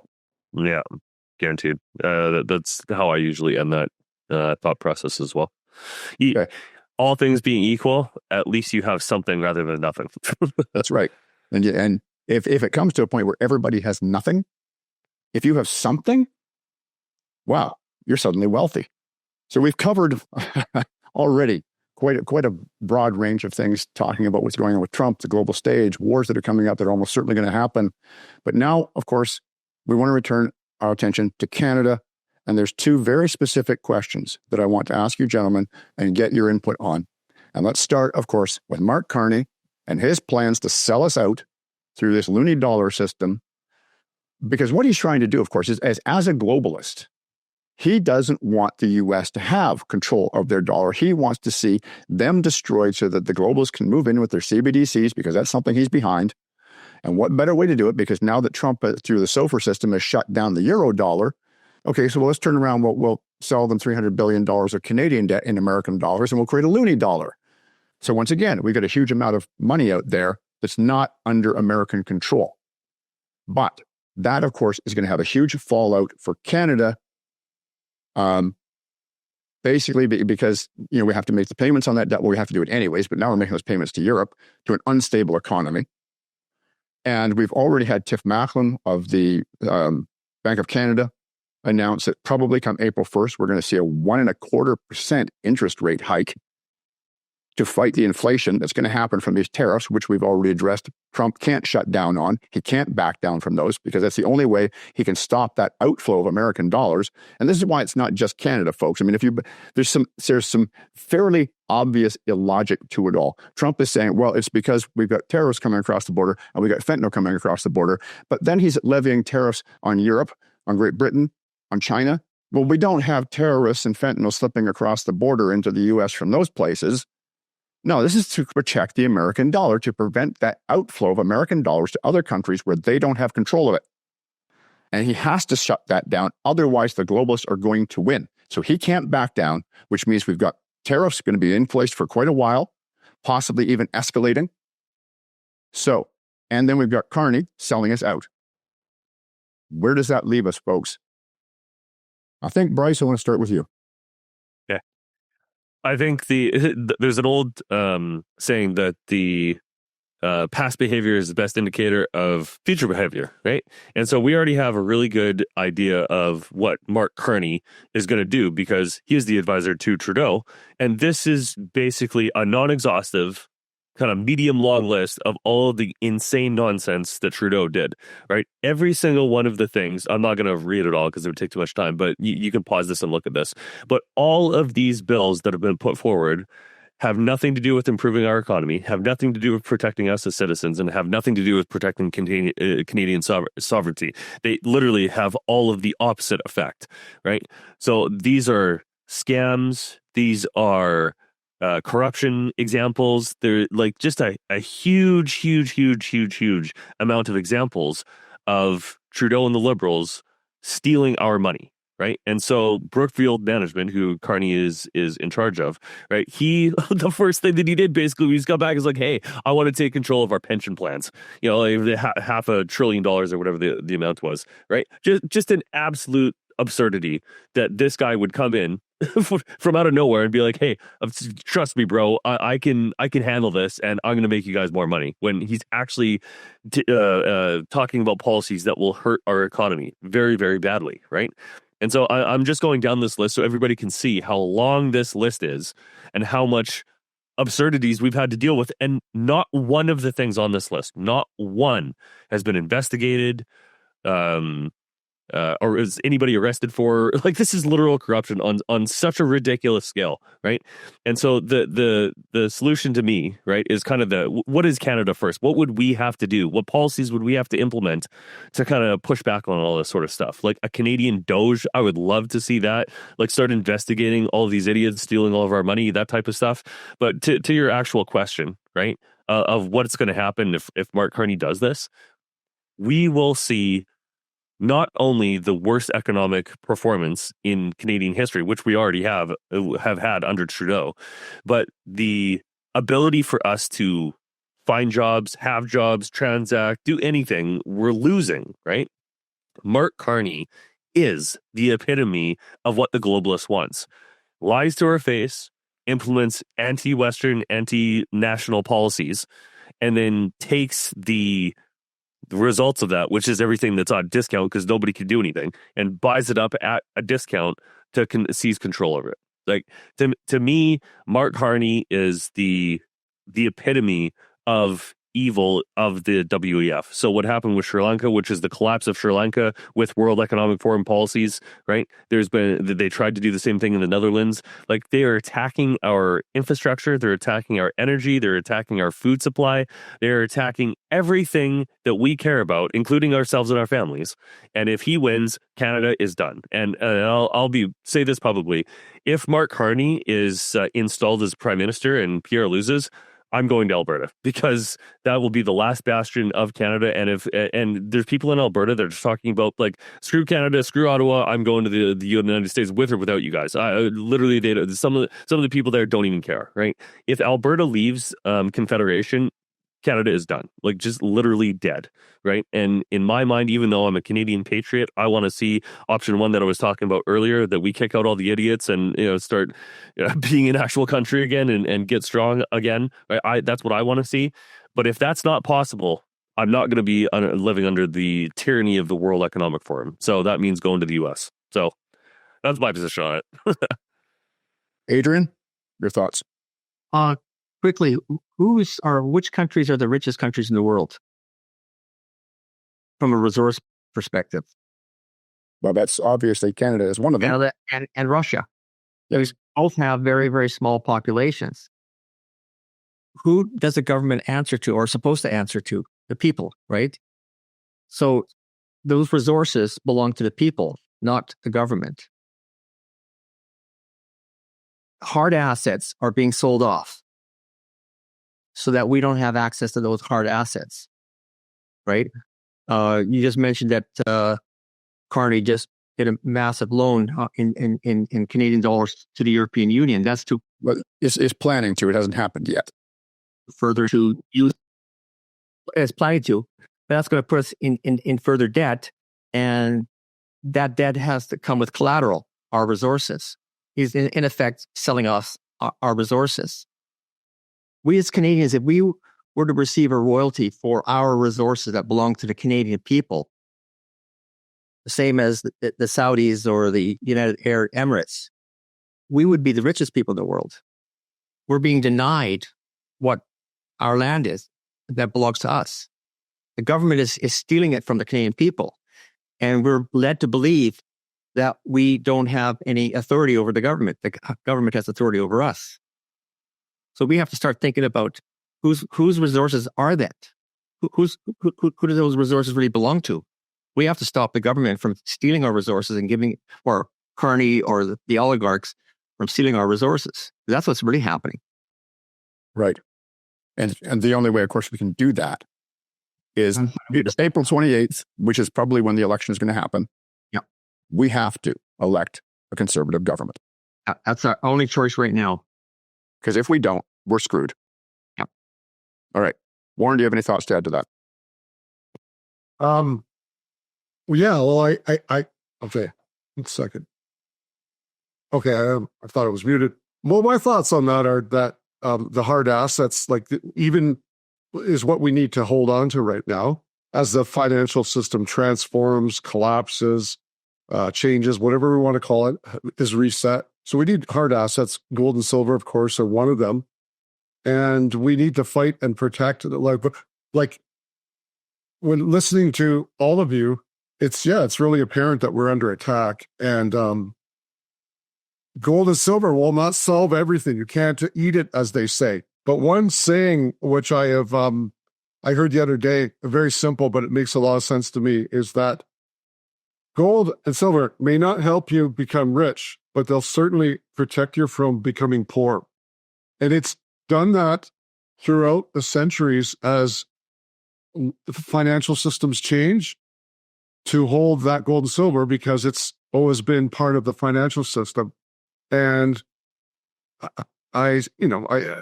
every shred fiber of my being, regardless that I'm doing this for a living, I keep studying it like we have today.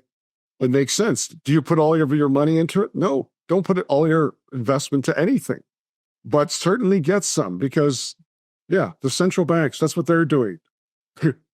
Don't get left behind, really. Get some gold or silver. Don't put everything you own into it, but hard assets, something tangible. Yeah. Because if, unfortunately, we lose this war and our country gets sold out and our dollar becomes worthless, those people who have at least some precious metals are suddenly wealthy, because you're the only person around who actually has something of value to sell. So, gentlemen, I have a last question for Bryce and Adrian, and then Warren, I'm going to finish up with one more question for you that I know the viewers are wanting to know. But Bryce and Adrian, regardless of what happens with all the scenarios we've discussed today, there is one thing that is a certainty, and that is that AI is going to take away an awful lot of jobs. It's out there. We can't put the genie back in the bottle. And AI in and of itself is not evil. It's just a tool. I use it in my own business a lot now to do things that I would not have had the resources to do, to pay other people to do. And we should all be very grateful, by the way, to Elon Musk, because he's the reason why the public has access to AI. When he and Sam Altman were starting all this AI stuff out, Altman is very much a globalist. He wanted to keep it just for the rich and the powerful. And it was Elon Musk who said, no, everyone has to have access to it. And that was where OpenAI was born. And this is the reason why we, little people, have access to AI. But it's going to happen. I mean, it has to happen. We're already seeing it happen. People losing their jobs to AIs. And it's going to happen here in Canada. I have a personal theory, and because you were talking about this earlier, I believe it was Bryce, there's two types of jobs. There's one where you have to be there physically, and there's everything else. In the Industrial Revolution, people lost their jobs, but it was typically the low-level jobs. It was, if you were a weaver and somebody invented a weaving machine, well, suddenly you have to find another line of work. But it happened slowly and happened over decades. Yeah. This is going to happen dramatically. It's going to happen fast. And I think it's mostly going to hit the middle class, the white-collar workers. They're the ones who are going to lose their jobs when computers can suddenly do what they can do. Mm-hmm. That means We've got a ton of Canadians out there. And I don't mean like, a few thousand, 10,000, millions in the coming years are going to lose their jobs to AI. What's the impact on our country? Adrian, I'm going to start with you. Total destruction. We have no jobs for anybody. We don't have any means of generating income. These people are going to be desperate. And that's why they've been floating out the idea of UBI. Because how are these people going to be kept from rising up and protesting and against the government? So I think it's going to be economic devastation for the Canadians. Or they're going to wind up doing low-level jobs, which aren't going to be that many. Again, because a lot of the jobs can be done overseas. So what are the Canadians going to do? People with good skills that were usable can't compete. Either you got a labor job.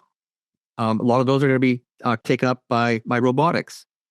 So the elites can use robots to run the factories. They can use robots to run the farms. That's why you're getting, the major corporations are buying up farmland because they want to control the farms, and they're going to use robotics, and they use foreign labor or foreign programmers to program the equipment, and everything can be done by AI and or robotics for almost every industry. So at the end of the day, it looks very, very, very bleak for Canadians. The only way we can stop that is we. It's all about the profit motive. These corporations want to, control as much as possible for the profit. Where we as Canadians, what we need to do is to say, wait a moment, aren't necessarily looking at the profit motive. Yes, I'm not thinking communism. I'm thinking that what we want to think about it is building a lifestyle.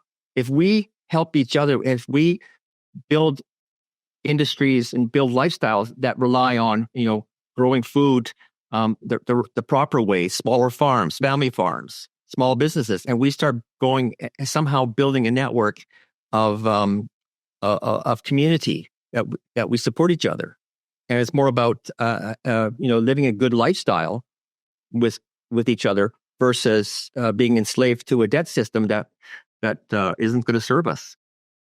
Right, and thank you for that intro there. I'm going to give us a little plug right now for one of our own missions here at the Iron Wire, a Strong and Free Canada, our freedom organization, and that is freedomcoms.org, the Freedom Communities and Communications Network. We are building in-person communities across the country with this network. It is absolutely free to join.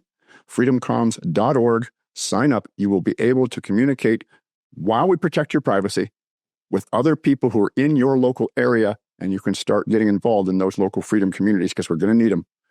Bryce, AI replacing jobs, what happens? There's a really good video. I should have brought it up, knowing that you were going to ask that. Called "Humans May Not Apply," something like that. I'll find the video so you can have the video. Find the video. Send me the link. We'll put it beneath the interview so that people can look at it themselves. Sure. Yeah. So basically, what that video shows, and that video is like almost 15 or 20 years old now, and so they recognized a long time ago the threat to the economic system. And I briefly shared this previously, but I'm bringing this up so everybody that sees this can go and watch this video. I think this video, experts show why World War III over AI is almost inevitable. I think it is inevitable, not only because of the things that we're saying, but because of the power of scale, right? And the power of scale basically means that because I'll use the example of a gun, right? The reason the British Empire became the British Empire is because they literally brought a gun to a knife fight for 250 years. So they're like, hey, give us your stuff or else. And everybody's like, well, or else. And then they lost, right? And so what we're really facing now is the AI equivalent of that in the economy, which is if I can have an AI that can do the work of 10, dozen, 100, 1,000, 1,000,000 people, well, I don't need those, however many people those are, right? And as Adrian was saying, UBI is being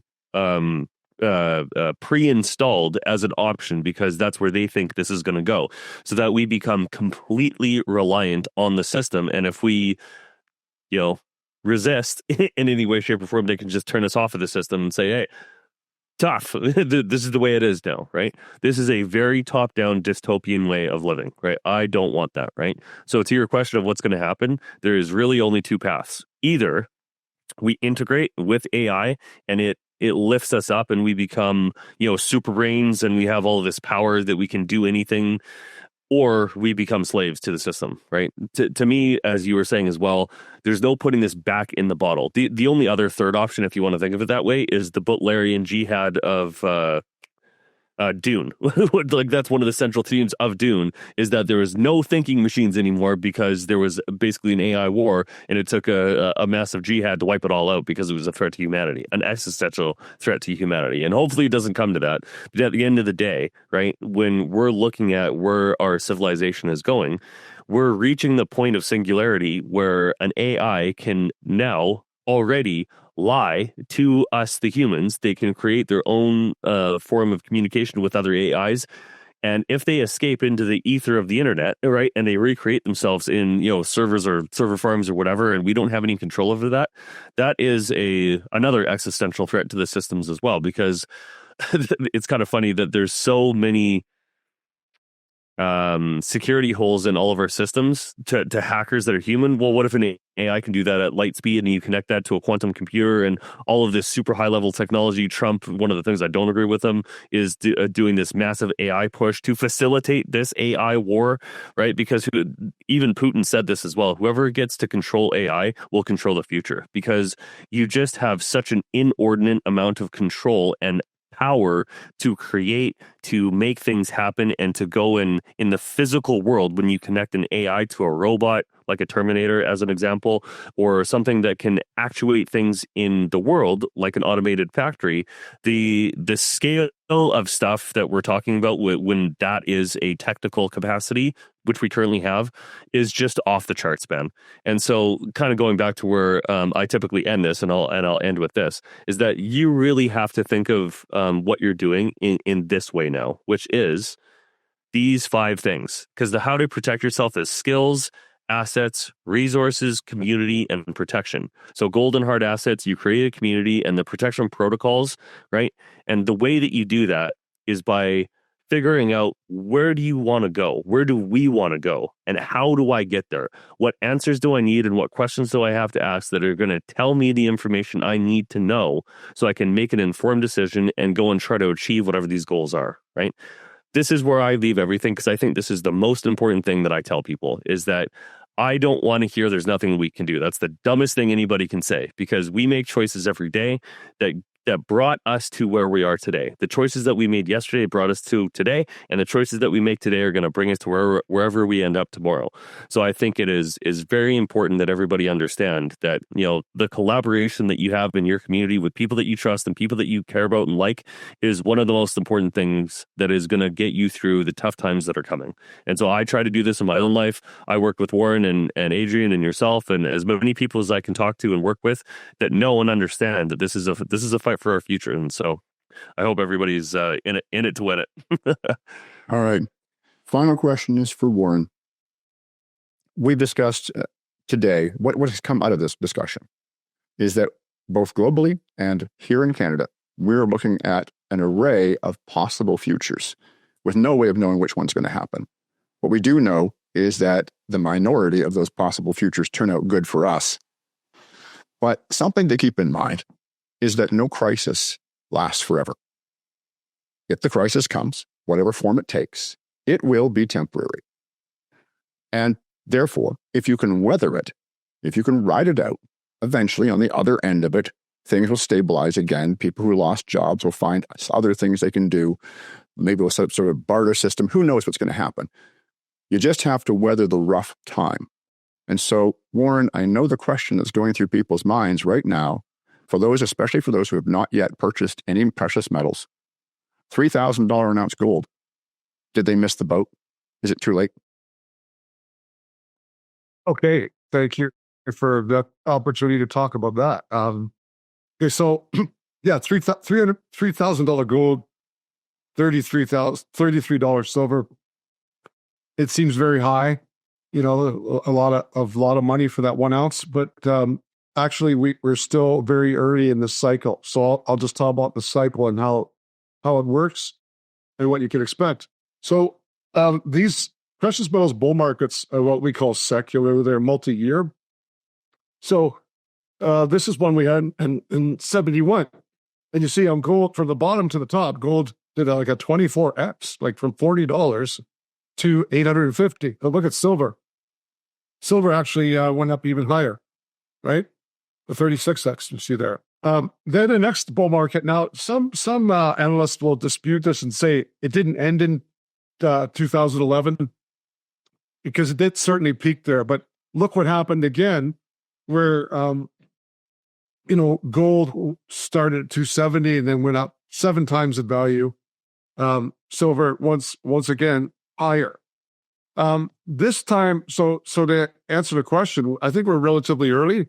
We believe this cycle now began in 2020, 2021, but we also believe, we also believe that it's bigger, potentially quite a bit bigger, because we have the systemic inflation. We have the stock market that's overvalued by a lot of metrics. We have central banks purchasing record amounts of gold. We have all this geopolitical tensions, these flashpoints that can erupt into war. We haven't talked about it today, but there's, silver is, we're on the 5th year now of a deficit, meaning we are consuming more silver than we're mining plus recycling. This is unheard of. And it doesn't seem to be letting up. And so you have all that, so the supply and demand there with silver. We also have a lot more money in the market. So we believe this precious metals bull market will be even more spectacular than, say, the 70s, potentially. And that, so to summarize on the question, though, I think we're still relatively early, 5 to 10 years ahead of rising prices. This is somebody that I follow, is one of my mentors. I've never met Rick in person, actually. I call him a mentor because I watch all his videos. Very knowledgeable about mining, gold, silver. And that's what he's saying. We're not, you haven't missed it yet. Here's a chart that, so this compares the 1970s bull market. That's the red. So you can see, this is the yellow. The yellow is the 1970s. So up here, 1970 bull market. See how it went. It peaked in 1980. And this is, the red is where we are today. So the red is the 2000s. The yellow is the 70s. So basically the story here is that we have a lot further to go. We're not peaking by any means, even though $3,000 silver seems outrageous. We're just still early days. So again, I advise everyone to get some gold and silver to protect your wealth. That's what it's always done for thousands of years. You're not too late. And certain times in history, you can actually grow your wealth. We think that this is one of them. I want to just finish that up with what you guys were talking about. Both times I heard people say community. So I got this little bar of silver here. And you all mentioned it. Will said, be one of the ones that have gold and silver. We really want everybody to have some gold and silver because there's someone another person I follow, Lynette Zhang, and what she said, it really resonated with me the other day, which was, we would like to be at the seat, we would like to be at the table when the new system is sort of decided. So if you have gold and silver, you can be at that table. You can participate. Maybe it's indirect. You just have some, and maybe we're going to get like you mentioned his name, Brett Olson. That's the gentleman with the bank, right? With Brett Olson. He's the CEO of Valley Credit Union in Alberta. So that gentleman who's trying to get gold, well, he has gold backing of his bank. We need that kind of thing to happen at a local level, credit union as the Bow Valley Credit Union, but amongst ourselves too, and groups. So I'm saying, I'm putting this up as this is a Royal Canadian 10-ounce bar of silver, but community. We need to get each other holding some gold and silver so we can participate and we can be at that table. But you're not too late. That's the message. You're not too late to get some gold and silver. I want to just make a quick introduction. For the past year, I was writing a book with a co-author named Peter J. Merrick, and he's a financial advisor as well in the States, and we have similar financial backgrounds, and we've gone through this whole lockdown scenario that we've all been through, and so we decided to write a book called It Starts With Gold, and it's the first of 4 books. This one is titled It Starts With Gold. The next one is going to be Last Asset Standing. And then the third one is going to be Find Your Tribe. And then the last one will be Building Your Tribe. So it'll be 4 books. And this book is really the history of money, gold, the lockdowns. We got stories in there, a lot of anecdotal stories, how the Fed was formed, etc. We even devote some chapters through using the lens of the Wizard of Oz and how that relates to the formation of the Fed. So there's a lot of things, and we're talking about the destruction of the financial system, and we talk about what we calling the Great Financial Confiscation, which is in line with the Great Taking. So we go through all of that and how that's all being taken down.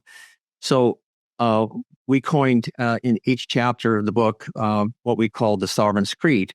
And the Sovereign's Creed goes to sovereignty, to protecting our health, to de-risking our wealth.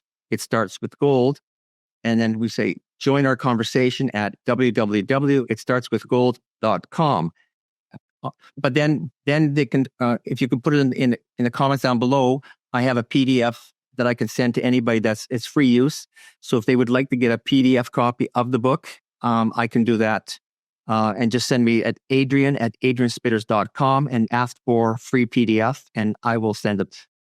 Okay, and we will include that link beneath this interview as well. So for everybody who's watching and are wondering how you can start investing in precious metals, Warren's going to explain what New World Precious Metals does, how they differ from some of the other brokerages. Okay, so yeah, thank you, Will, for the opportunity here to talk about ourselves a little bit here. Well, we are a Canadian company through and through. We're headquartered in Calgary, and we have we do gold and silver exclusively, and we have different offerings, and it's all physical gold and silver. So the office has been open since 2016, and our founder Greg Mather has 30 years experience. His family actually owned a coin exchange in Medicine Hat, Alberta. So he's had a lifelong love of precious metals, especially silver, and he's a great analyst. So we have this newsletter that we produce every month. It's free for people once you connect with us. And Greg writes a bunch of analysis on the market, so it's really good. So it's a small company. We have a brick and mortar office. We have customers in every province. In Canada. And also, we have an international division. One of our offerings is an international wholesale bullion account, and we have customers in Europe and South America. We are brokers. So we broker, what it means is we go out there and find the best deals possible for our clients. We work with North America's 3 largest suppliers. Instead of just buying, say, gold and silver as a traditional dealer and then selling it to you, we go out there and find the best deals. We work with 2 institutions or 2 companies that provide different services. So one is Precious Metals International. This is an international program that I'll talk to you about in a second. We're one of the fastest growing brokerages. We're also a partner with Questrade. So Questrade is the only financial institution in Canada where we can hold physical precious metals in those registered accounts, such as an RSP, TFSA, the RIF, the Lira, and so on. So we've had a long partnership with them, probably 7 years now. We are regulated too by, we follow FinTrack regulation, anti-money laundering, anti-terrorist financing, and that's just good for the consumer. That's what you want to be working with companies that adhere to that. We have a compliance team I've had to take courses myself to sell gold and silver. All of the brokers have. We have an A+ standing with Better Business Bureau too. One thing to say is we're not financial advisors. I leave that to experts like Adrian and others. Although, we're always talking about finance, we're not accredited to say sell mutual funds, stocks, bonds, and all those things. We specialize in physical precious metals, and we know it very well. So those are two partners we talked about: the international wholesale bullion option, and then the registered accounts with Questrade.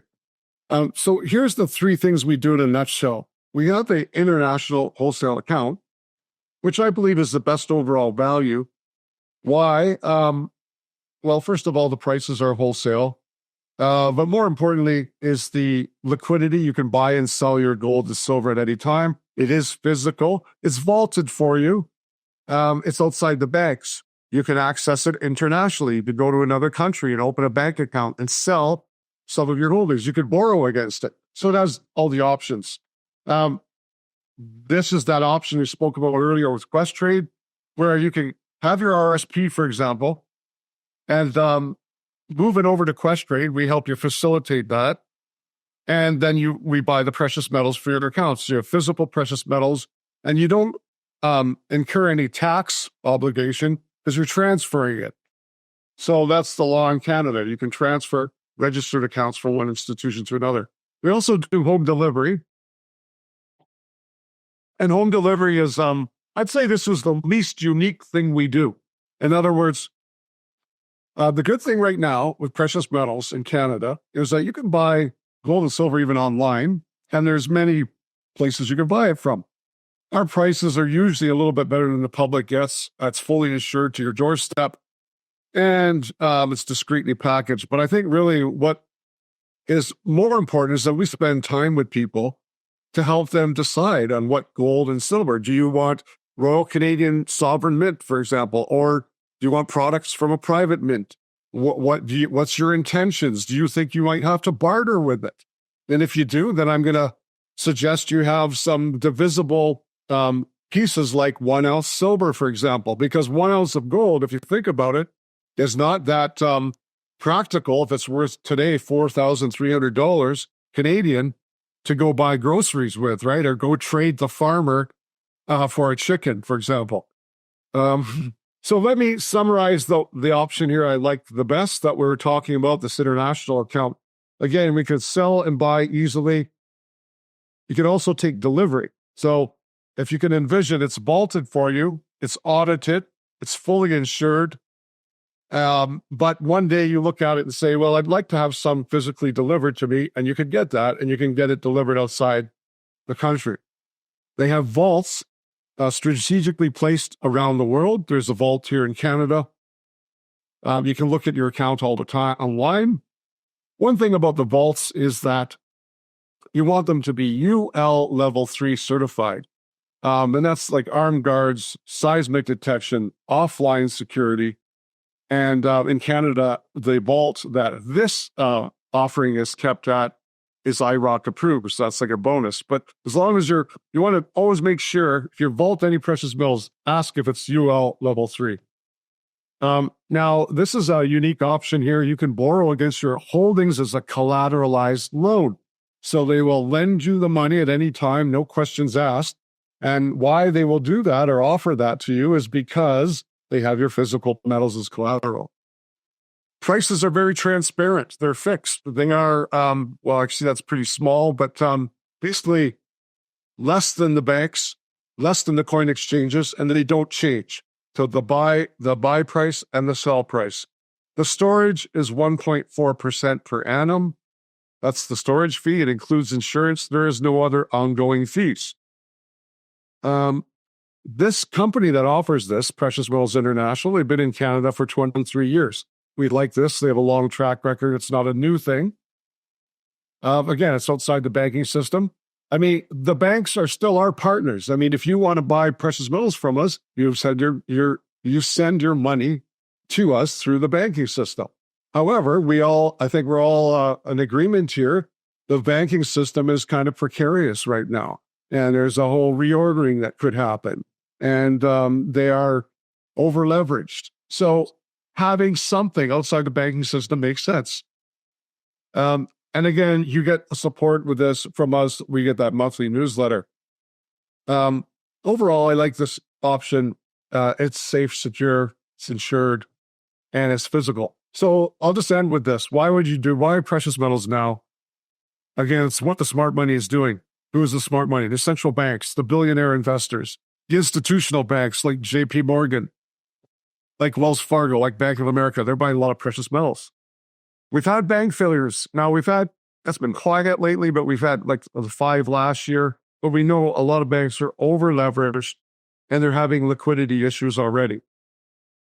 We have this going on in Canada, unfortunately, where the big 6 banks have bail-in legislation. They could legally prevent you and I from getting our money out of the bank.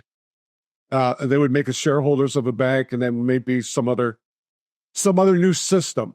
But, as well as the government overreach of locking people's bank accounts during the convoy and all the other continuous things that have been happening under this government for the last 10 years. Unfortunately, we have all this. What Bryce was talking about earlier, especially with Ukraine, how it seems the Europeans are ramping up now to go to war. This money printing and we have this inflation. And this is the thing, precious metals, about protecting your wealth. The government is telling us, well, they have inflation under control at perhaps 3% or 3 to 4. That's what I've heard lately. Adrian would be able to know for sure, but around 3%. But we know the true cost of inflation is closer to double digits, if not more than 10%. When you go and factor in your food costs, your energy costs, increased taxes, the cost of housing. And that's what precious metals do, is protect that purchasing power. The stock market problem, many companies have these outlandish valuations. They're smothered in debt, and they're just not simply worth what their share price is.